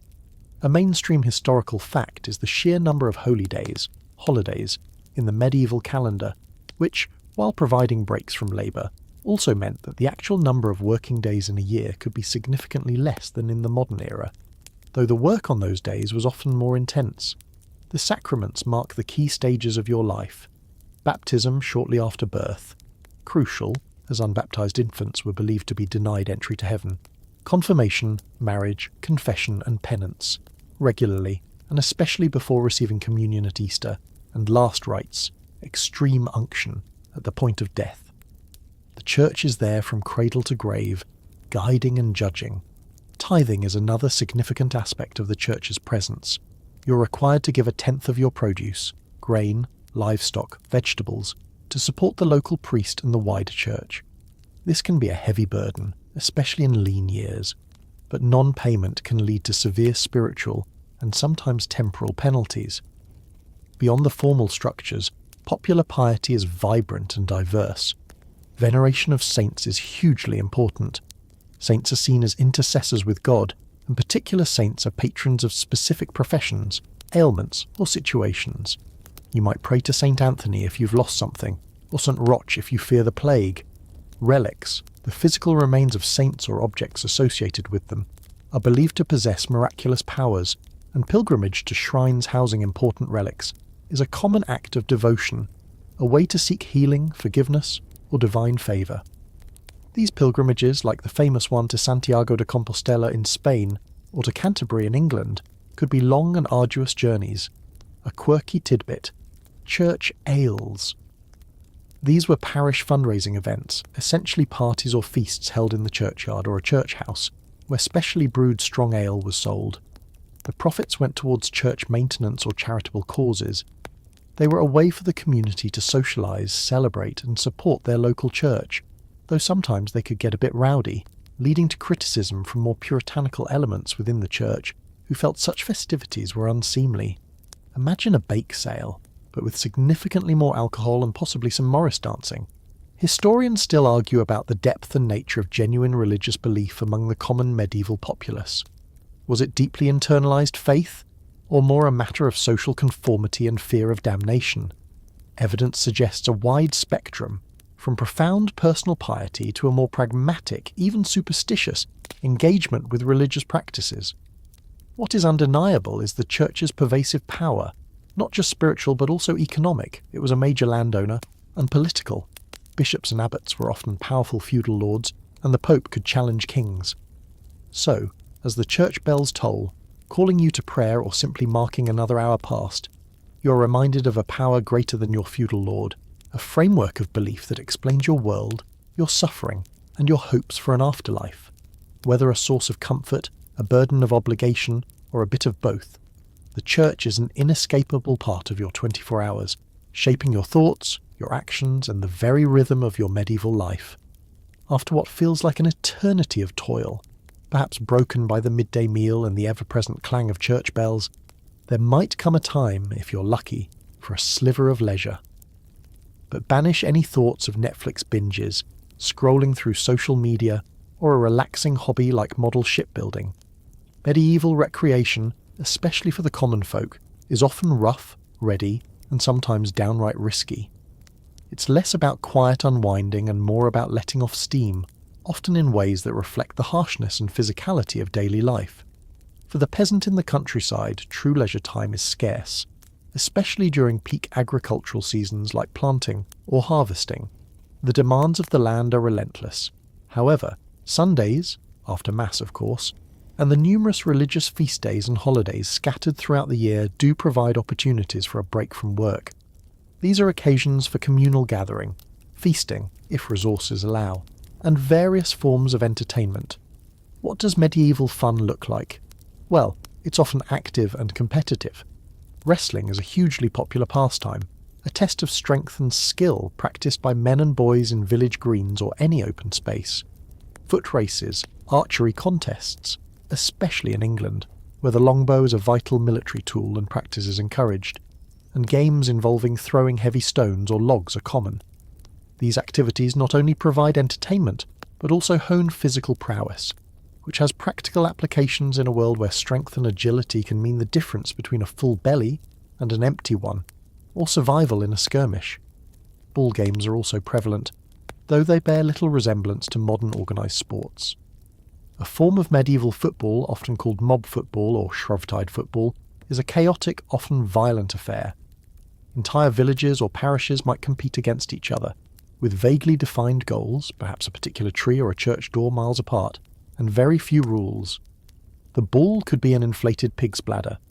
These games can involve hundreds of players, ranging over vast areas, and result in numerous injuries, broken bones, and general mayhem. It's less the beautiful game, and more a barely controlled riot with a ball. Authorities sometimes try to ban these games due to their disruptive and dangerous nature, but their popularity often endures. Dancing is another common form of recreation, especially at festivals and celebrations. Accompanied by simple instruments like pipes, drums, or fiddles, if a musician is available, villagers would engage in lively folk dances. These are communal activities, a chance for men and women to socialise, flirt, and enjoy a sense of shared merriment. The carol, a ring dance often accompanied by singing, is particularly widespread. Hunting, while a primary source of food and a prestigious activity for the nobility, who have exclusive rights to hunt deer and boar in vast forest preserves, is mostly off-limits for peasants. Poaching game from the Lord's forest is a serious offence, often met with harsh punishments. However, peasants might be allowed to hunt smaller game like rabbits or birds on common land, or set snares and traps. This is less sport and more a supplement to their diet. In towns, recreational opportunities might be slightly more diverse, though often still boisterous. Taverns and alehouses are central to social life, places to drink, gamble. Dice games are hugely popular and often lead to quarrels, tell stories, and catch up on gossip. These establishments are not always savoury, often associated with drunkenness, brawling, and other less than pious activities, much to the chagrin of church authorities. A mainstream historical fact, miracle plays and mystery plays. These were theatrical performances, often organised by town guilds or the church, depicting biblical stories, the lives of saints, or allegorical tales of vice and virtue. Initially performed inside churches, they later moved to public squares and marketplaces, often on elaborate wheeled stages or pageant wagons. These plays are a major form of popular entertainment and religious education, full of drama, humour, even slapstick, and vivid depictions of heaven, hell, and the human condition. They are the medieval equivalent of blockbuster movies, drawing large crowds. A quirky tidbit, cockfighting, and bear baiting. These are examples of the more brutal blood sports that are popular forms of entertainment across social classes. In cockfighting, specially bred roosters, often fitted with metal spurs, are made to fight each other to the death, with spectators betting on the outcome. Bear baiting involves chaining a bear to a post and setting dogs upon it. Bull baiting is similar. These spectacles are considered thrilling entertainment, a reflection of a society far less sentimental about animal suffering than our own. It's hard to imagine, but these would be family outings for some. The sound of a cheering crowd as animals tear each other apart is a jarring contrast to the quiet hum of your fan. Historians still argue about the precise function of these often violent or chaotic pastimes.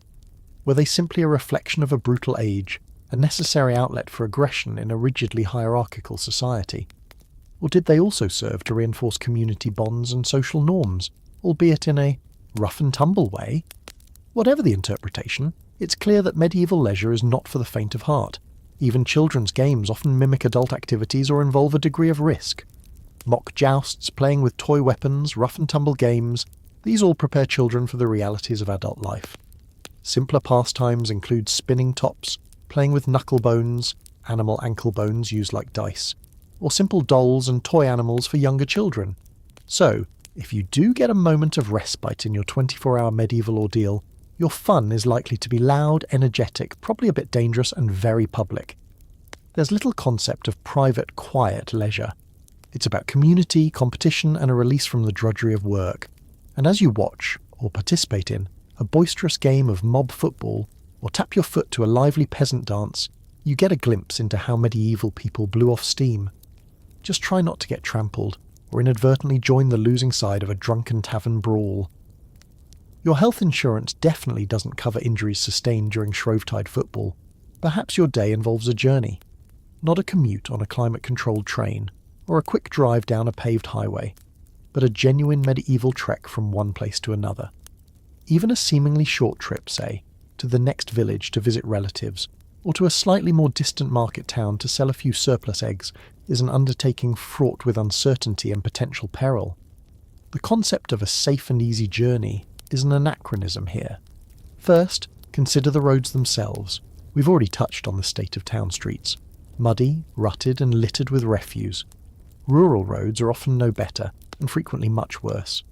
Major routes, some of which might follow the lines of old Roman roads, might receive some rudimentary upkeep, perhaps through a lord's obligation or a monastic order's efforts.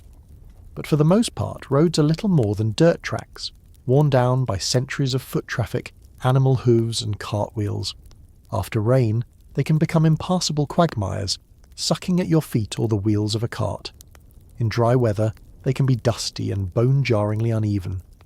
There are no helpful road signs giving distances or directions, no GPS to guide your way. You rely on local knowledge, landmarks, a distinctive tree, a distant church spire, the lie of the land, or by following a river or an established track. Getting lost is a real possibility, especially if you're travelling through unfamiliar territory, or if bad weather obscures visibility. If you're travelling on foot, which is the most common mode for ordinary people, your pace is slow and laborious. A good day's walk might cover 15 to 20 miles, depending on the terrain, the weather, and your physical condition. Remember those uncomfortable leather turn shoes. They're not exactly designed for long-distance hiking. Your feet will be sore, blistered, and aching. If you have goods to transport or are slightly better off, you might use a pack horse or a donkey. Carts, usually simple two-wheeled affairs pulled by oxen or horses, are used for heavier loads, but their progress is slow, and they are particularly vulnerable to getting bogged down on bad roads. The wealthy, of course, travel on horseback, a much faster and more comfortable option, often accompanied by a retinue of servants and guards. One of the primary concerns on any journey is safety. The roads are not policed. Wooded areas, lonely stretches of track and mountain passes are notorious haunts for bandits and outlaws. These are not romantic figures like Robin Hood, though tales of such benevolent outlaws certainly existed. They are desperate men, often former soldiers or dispossessed peasants, who will rob, beat, or even kill travellers for a few coins or a meagre bundle of goods. A mainstream historical fact is that maintaining order and safety on the king's highways was a constant challenge for medieval rulers, and various measures, like the Statute of Winchester in England, 1285, which required lords to clear land alongside major roads to reduce ambush spots, were enacted to try and combat this threat. Travelling alone is particularly dangerous.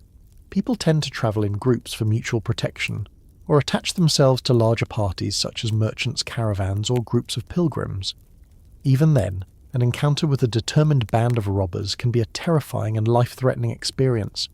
You carry any valuables you have with extreme caution, perhaps hidden in your clothing, and hope you don't look like a tempting target. Bridges are another choke point and potential hazard. Many rivers have to be forded, which can be dangerous if the water is high or the current strong. Bridges, where they exist, are often narrow, rickety wooden structures, or more substantial stone ones that might require a toll to cross. The toll is used for the bridge's upkeep, or sometimes it's just a source of revenue for the local lord who controls it. Refusing or being unable to pay the toll could lead to trouble.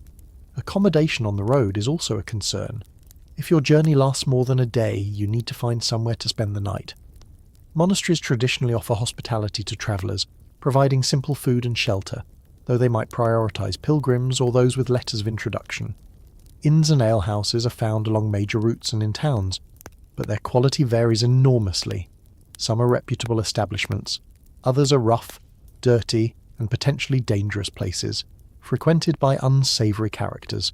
You might find yourself sharing a room, or even a bed, with complete strangers. If no formal lodging is available, you might seek shelter in a peasant's hovel, perhaps offering a small payment or some goods in return, or simply sleep rough by the side of the road or in a barn, exposed to the elements and potential threats. A quirky tidbit: sanctuary. Churches and certain other consecrated grounds offer a degree of legal protection known as the right of sanctuary. A fugitive from justice, or someone fearing for their life from pursuers, who reached a sanctuary site could claim immunity from arrest for a certain period, often 40 days. During this time they were supposed to be safe, though they might have to negotiate their surrender, confess their crime, or agree to go into exile, abjure the realm. This practice highlights the Church's significant legal and social power, sometimes putting it at odds with secular authorities. So if you're being chased by bandits, ducking into the nearest churchyard might be your best bet, assuming you can make it. Historians still argue about the actual volume of travel in the medieval period. While it was certainly more difficult and dangerous than today, people did travel for trade, pilgrimage, to find work, to attend markets or fairs, or to escape famine or war. The idea of a completely static, immobile peasant population is an oversimplification. However, for most, any journey beyond their immediate locality is a significant undertaking, not to be entered into lightly. So, as you trudge along a muddy track, your shoes soaked, your muscles aching, casting nervous glances into the dense woods lining the road, you appreciate just how large and intimidating the world can feel. Every unfamiliar sound, every approaching stranger is a potential threat.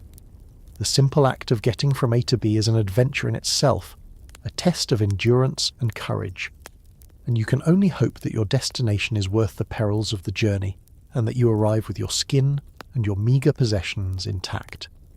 As dusk begins to settle, casting long shadows and painting the sky in hues of grey and faded orange, your long, arduous medieval day is finally winding down. Whether you've spent it toiling in the fields, navigating the chaotic town, or perhaps even enduring a perilous journey, the thought of shelter, however humble, becomes paramount. But don't envision a cosy cottage with charming roses around the door. Your medieval home is likely to offer little more than basic protection from the elements, and even that is often a generous assessment. It's a hovel, not a home in the modern sense, and its comforts are few and far between. If you're a peasant, your dwelling is probably a 1 or 2 room structure, small, dark and crudely built. The walls are typically made of wattle and daub, a framework of woven wooden strips, or wattle, daubed with a sticky mixture of clay, dung and straw, or rough timber, perhaps with a low stone foundation if you're in a rocky area. These materials offer minimal insulation against the cold of winter or the heat of summer.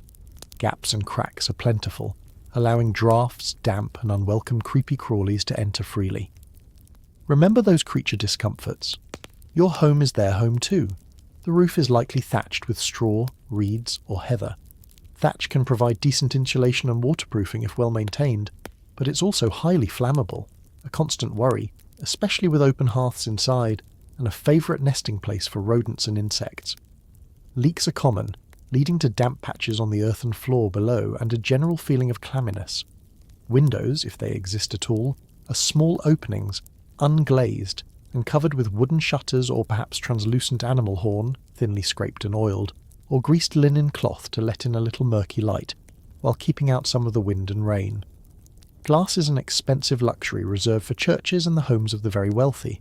This means the interior of your hovel is perpetually dim, even during the day. The floor is most commonly packed earth. It's cold, damp, uneven, and impossible to keep truly clean. In slightly better off peasant homes, or in some town dwellings, you might find wooden, plank floors, but these too are rough and draughty. Rushes, straw or herbs might be strewn on the floor to provide a bit of insulation, absorb spills and try to mask odours, but these quickly become soiled and need to be periodically swept out and replaced, a task that probably doesn't happen nearly often enough. Imagine the layers of accumulated filth under those rushes. It's best not to. The centrepiece of your single living space is the open hearth, usually located in the middle of the room or against one wall. This is your source of heat for warmth and cooking. However, as we've noted, chimneys are inefficient or non-existent in poorer dwellings. Smoke from the fire fills the room, stinging your eyes, coating the walls and roof timbers with soot, and contributing to chronic respiratory problems. You learn to live with the constant smell of wood smoke clinging to your clothes, your hair, and everything you own. It's the signature scent of medieval domesticity. Furniture is minimal and crudely made. A rough-hewn wooden table, a few simple stools or benches, perhaps a wooden chest to store your few valuable possessions, like your extra set of equally scratchy clothes. Beds, as we'll discuss more when it's time to actually sleep, are rudimentary. There are no comfortable sofas, no bookshelves lined with pleasant reads, no decorative knickknacks. Every item is functional, born of necessity. Privacy is a non-existent concept. Your entire family, parents, children, perhaps even an elderly grandparent, lives, eats, and sleeps in this one shared space. If you brought animals inside for the night, they're part of the cosy throng too. Personal space is a luxury you can't afford. Every cough, every sniffle, every nocturnal rustling is shared. A mainstream historical fact. The structure of medieval peasant houses varied significantly by region and over time. For example, the longhouse was common in some parts of northern Europe, a rectangular building that housed both the family and their livestock under one long roof, with a partition separating the human living quarters from the animal byre. This arrangement, while perhaps aromatically challenging, allowed the animal's body heat to help warm the human dwelling. If you're a town dweller, your home might be part of a timber-framed building, possibly with an upper story that jetties out over the street. Space is at a premium in towns, so dwellings are often narrow and deep, and built very close to their neighbours, while a prosperous merchant might have a more substantial house with multiple rooms, glazed windows, and perhaps even tiled floors or tapestries on the walls. The urban poor often live in conditions just as squalid, if not more so, than their rural counterparts, crammed into rented rooms or tenements. Fire is an even greater hazard in densely packed towns, with timber buildings and thatched roofs creating a tinderbox environment. Major urban fires are a recurrent disaster. A quirky tidbit: witch marks, or apotropaic marks. These are symbols or carvings sometimes found on the timbers, fireplaces or doorways of medieval and early modern houses. They were intended to ward off evil spirits, witches, or bad luck. Common marks include daisy wheels, hexafoils, intertwined V's, for Virgo Virginum, the Virgin Mary, or burn marks made with candles. It's a form of folk magic, a superstitious attempt to protect the home and its inhabitants from unseen malevolent forces. So, if you see some strange graffiti on your doorpost, it might not be medieval vandalism, but your ancestors' version of a home security system. Historians still argue about the psychological impact of living in such close, often unsanitary and uncomfortable conditions. Did it foster a stronger sense of family and community cohesion out of shared hardship, or did it lead to increased friction and a blunted sensitivity to personal discomfort? Perhaps a bit of both. What's clear is that your medieval shelter offers little respite from the harshness of the outside world. It's a place to huddle against the worst of the weather, to cook your meagre meals, and to snatch a few hours of uneasy sleep. But it's far from a sanctuary of comfort and peace.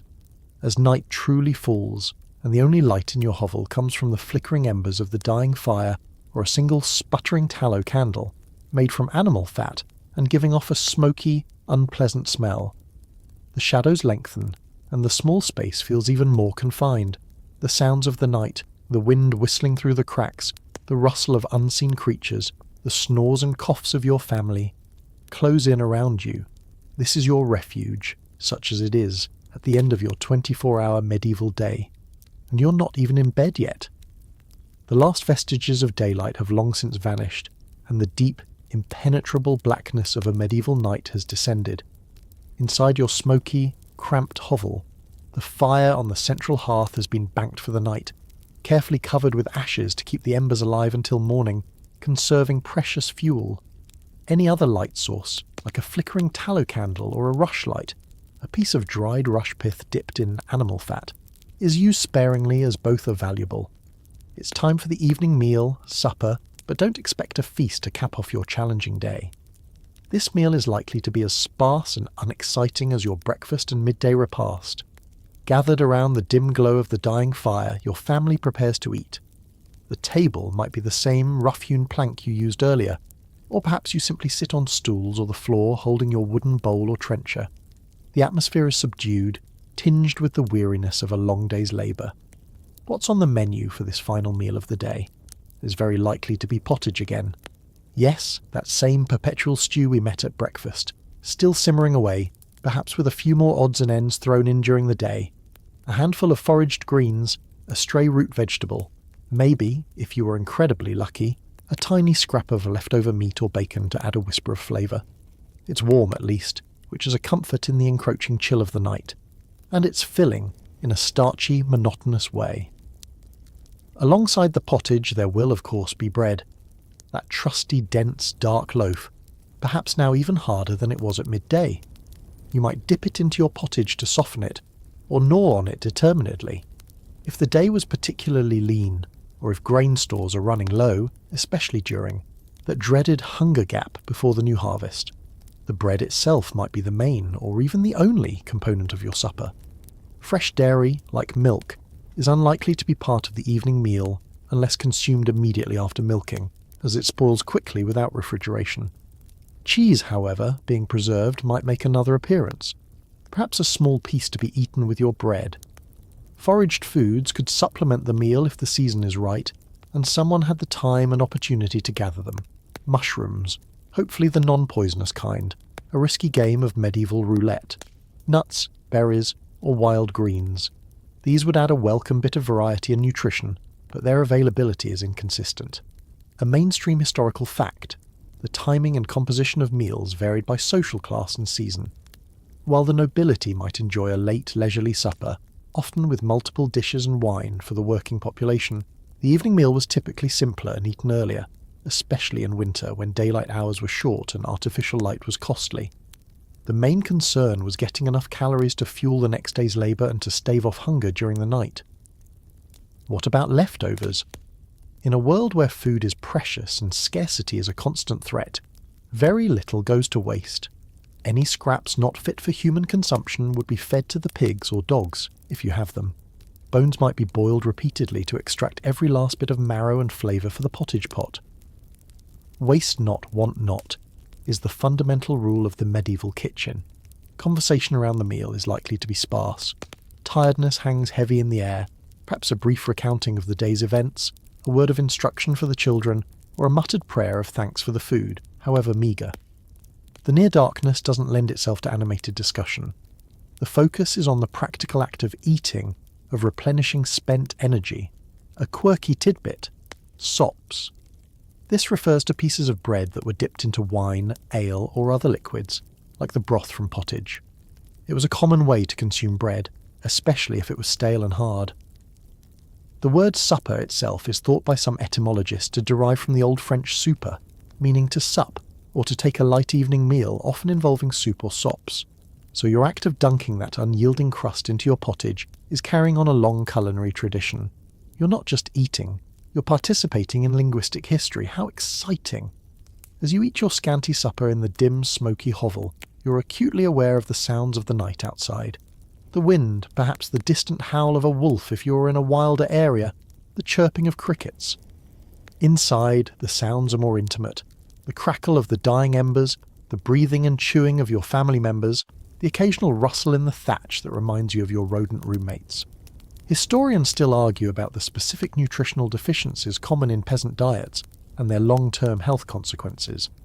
While scurvy, vitamin C deficiency, was certainly known, and conditions like rickets, vitamin D deficiency, likely occurred, the sheer resilience of people who survived on such monotonous and often limited fare is remarkable. However, this diet also left them vulnerable to illness, and less able to recover from injury or periods of intense hardship. There's no dessert, no after-dinner coffee or tea. Once the bowls are scraped clean, perhaps literally licked clean, or wiped with a final piece of bread, the meal is over. The washing up is minimal. A quick rinse of the wooden bowls and spoons with a bit of precious water, if that. This evening meal is not a moment of relaxation and indulgence. It's a final, functional act before succumbing to the exhaustion of the day. It's a reminder of the constant struggle for sustenance, the precariousness of your food supply, and the sheer simplicity, and often hardship, of daily existence. As you finish your share of the pottage and bread, the only thing left to look forward to is the questionable comfort of your bed, and the hope that you'll have the strength to face whatever the next day brings. The medieval night has only just begun, and it holds its own set of challenges. The last crumb of supper has been consumed, the meagre remnants cleared away. The fire is a dull red glow in the centre of your hovel, offering little light and even less warmth against the encroaching night chill.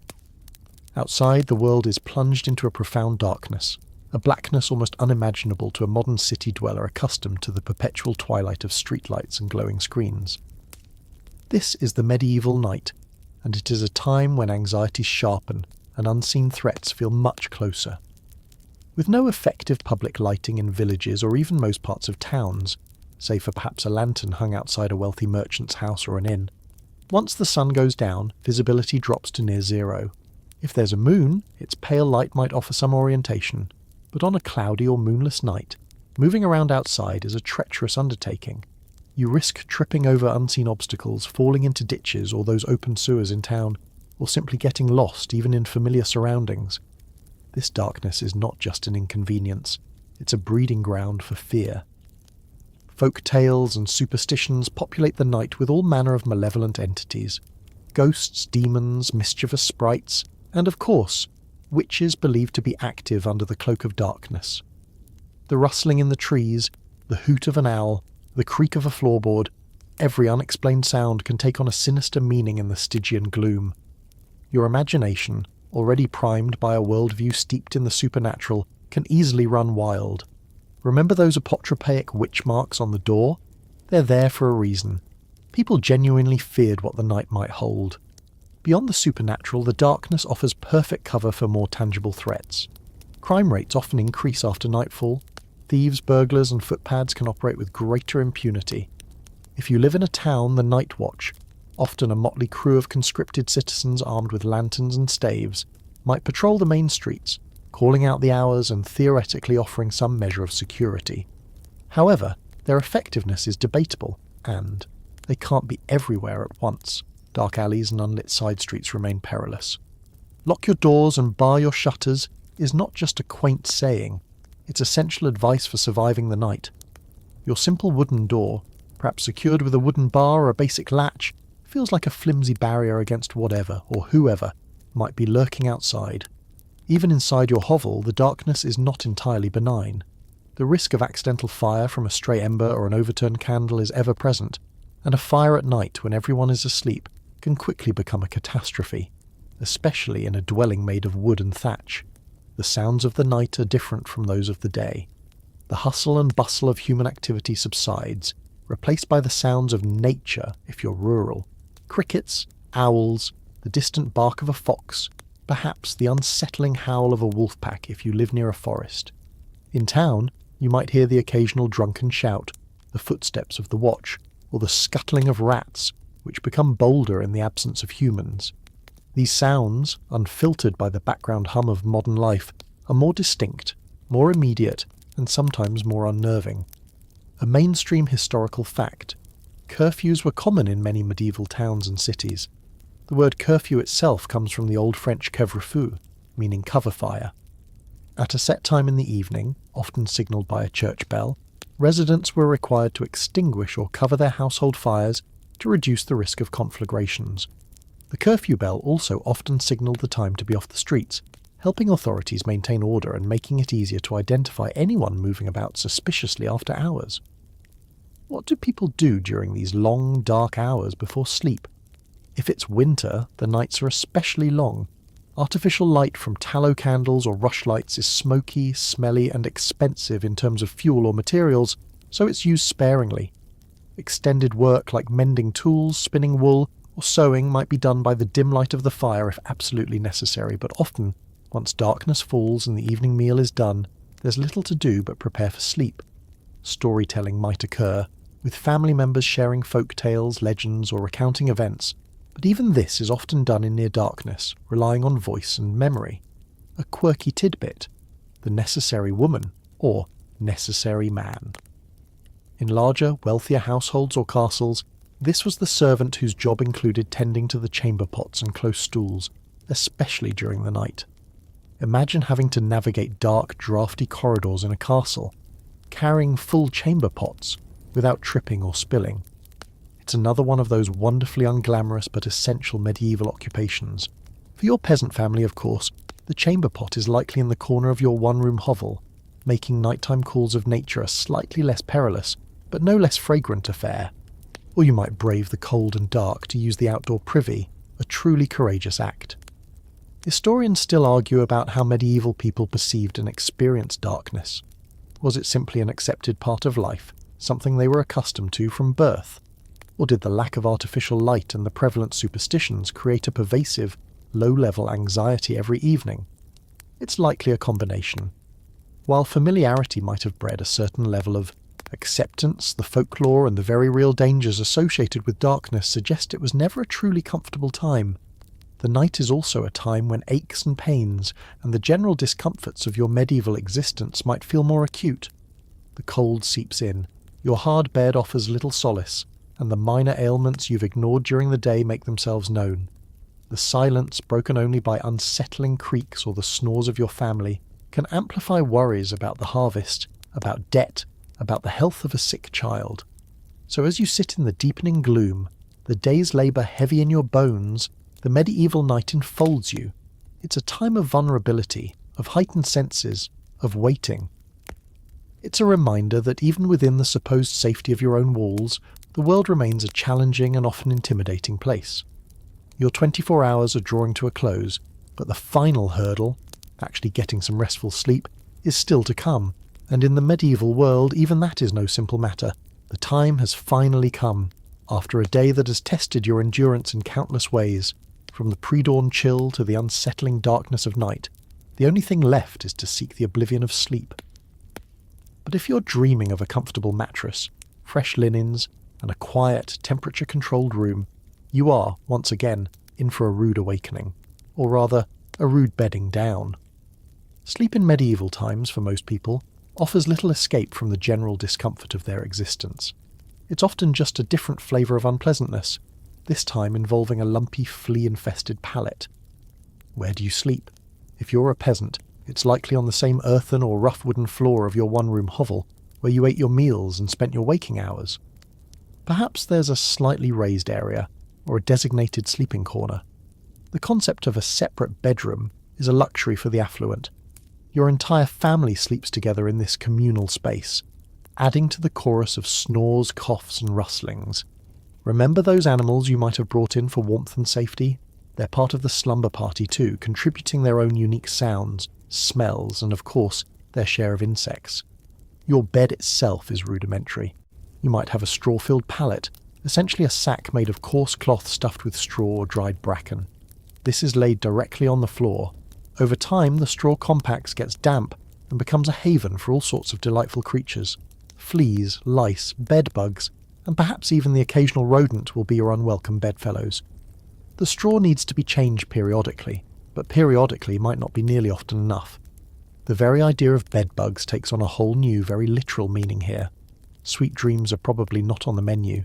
If you're slightly better off, you might have a simple wooden bed frame, perhaps with ropes or leather straps stretched across it to support the straw pallet or a feather mattress, a true luxury.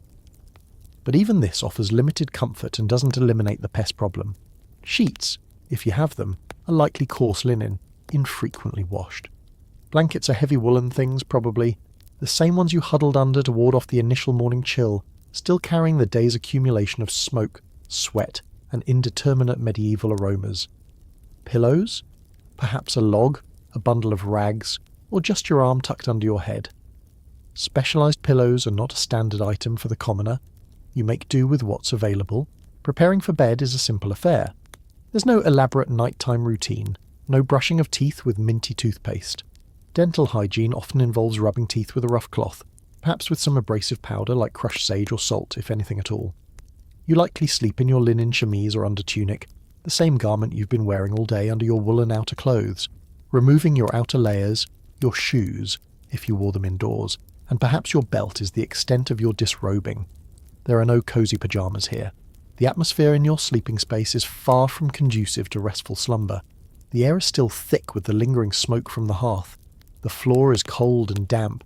The sounds of your family members snoring, muttering in their sleep, a child crying out, are a constant backdrop. And then there's the itching. The relentless, maddening itch from flea bites, lice and bedbugs. You scratch. You turn. You try to find a comfortable position on your lumpy, unyielding bed. But true, deep sleep can be elusive. A mainstream historical fact, segmented sleep, or biphasic sleep. Historical records and literary sources suggest that it was common in the pre-industrial era for people to have 2 distinct periods of sleep per night, separated by a period of wakefulness. This first sleep and second sleep pattern meant people might wake up for an hour or 2 in the middle of the night.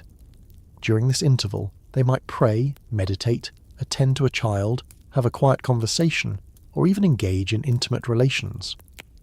The idea of a single, uninterrupted 8-hour block of sleep as the norm is a relatively modern concept, possibly linked to the advent of artificial lighting extending the waking day. Privacy, even for marital intimacy, is almost non-existent in a crowded one-room peasant dwelling. Any such activities would have to be conducted with extreme discretion, under the cover of darkness and amidst the sleeping forms of children and other family members. It's a far cry from a romantic private bedroom. A quirky tidbit, nightcaps.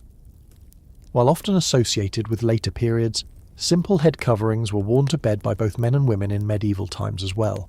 These weren't just for fashion, they helped to keep the head warm, important in drafty, unheated sleeping spaces, and also to protect against lice and other hair-dwelling pests, so that charming image of someone in a pointy nightcap.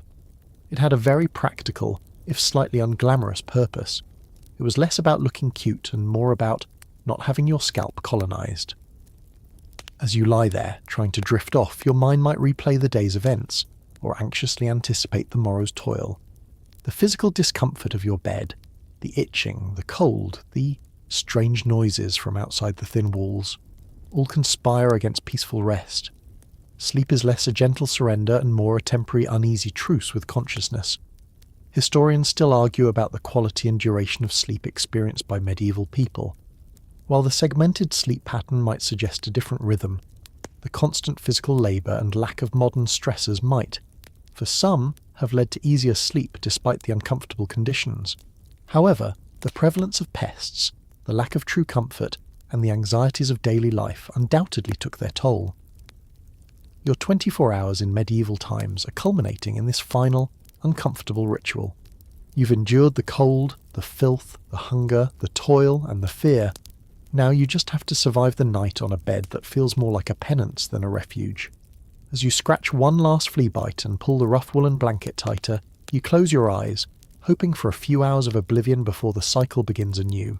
That is, if dawn breaks for you. The long, uncomfortable night wears on. You drift in and out of a shallow, fitful sleep, punctuated by itches, the snores of your family, the rustle of unseen creatures in the straw beneath you, and the persistent chill that seems to bypass your thin woolen blanket entirely. Each time you surface to a groggy awareness, it's still dark, still cold. The only way you know time is passing is by the subtle shifts in the sounds from outside, or perhaps the changing position of the moon, if its light happens to penetrate a crack in the shuttered window. There's no glowing clock face to reassure you that dawn is approaching.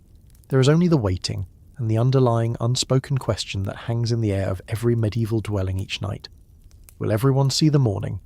This is not a melodramatic thought. It's a stark reality of life in this era. The constant threat of illness, accident, or even violence means that each night is a gamble. Waking up is not taken for granted. A cough that started as a minor annoyance yesterday could worsen overnight into something far more serious. A fever could spike. That small, untreated wound from a slipped tool could, by morning, be showing the angry red signs of a spreading infection. Infant and child mortality rates are devastatingly high. Many children do not survive their first few years, succumbing to diseases that are now easily preventable or treatable. Dysentery, measles, smallpox, or even a common cold that develops into pneumonia. As a parent, you would lie awake listening to every breath your child takes, a knot of anxiety in your stomach. Every sniffle, every whimper in the night could be the precursor to tragedy. A mainstream historical fact is that it was common for families to have many children, not just out of a desire for a large family, but because it was understood that not all of them would survive to adulthood. This harsh reality shaped family structures and emotional attachments in ways that are difficult for us to fully comprehend. For adults too, life is precarious. There are no antibiotics to fight infections, no advanced surgical techniques for injuries, no widespread understanding of sanitation to prevent the spread of disease. A sudden illness, like the sweating sickness that appeared in England in the late 15th century, could sweep through a community with terrifying speed and lethality. Even something as simple as appendicitis or a burst ulcer would be a death sentence. Childbirth is a perilous event for both mother and child, with high rates of maternal mortality.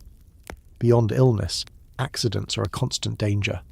Working with sharp tools, handling livestock, navigating treacherous terrain, or simply living in a home with an open fire and flammable materials all carry inherent risks. A fall, a burn, a goring from an ox.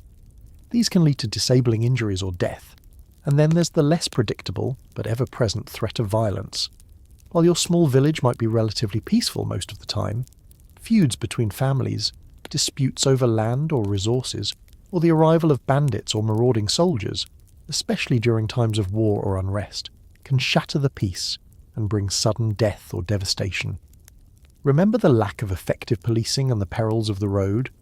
Those dangers don't magically disappear at your doorstep, especially if your door is a flimsy wooden construction.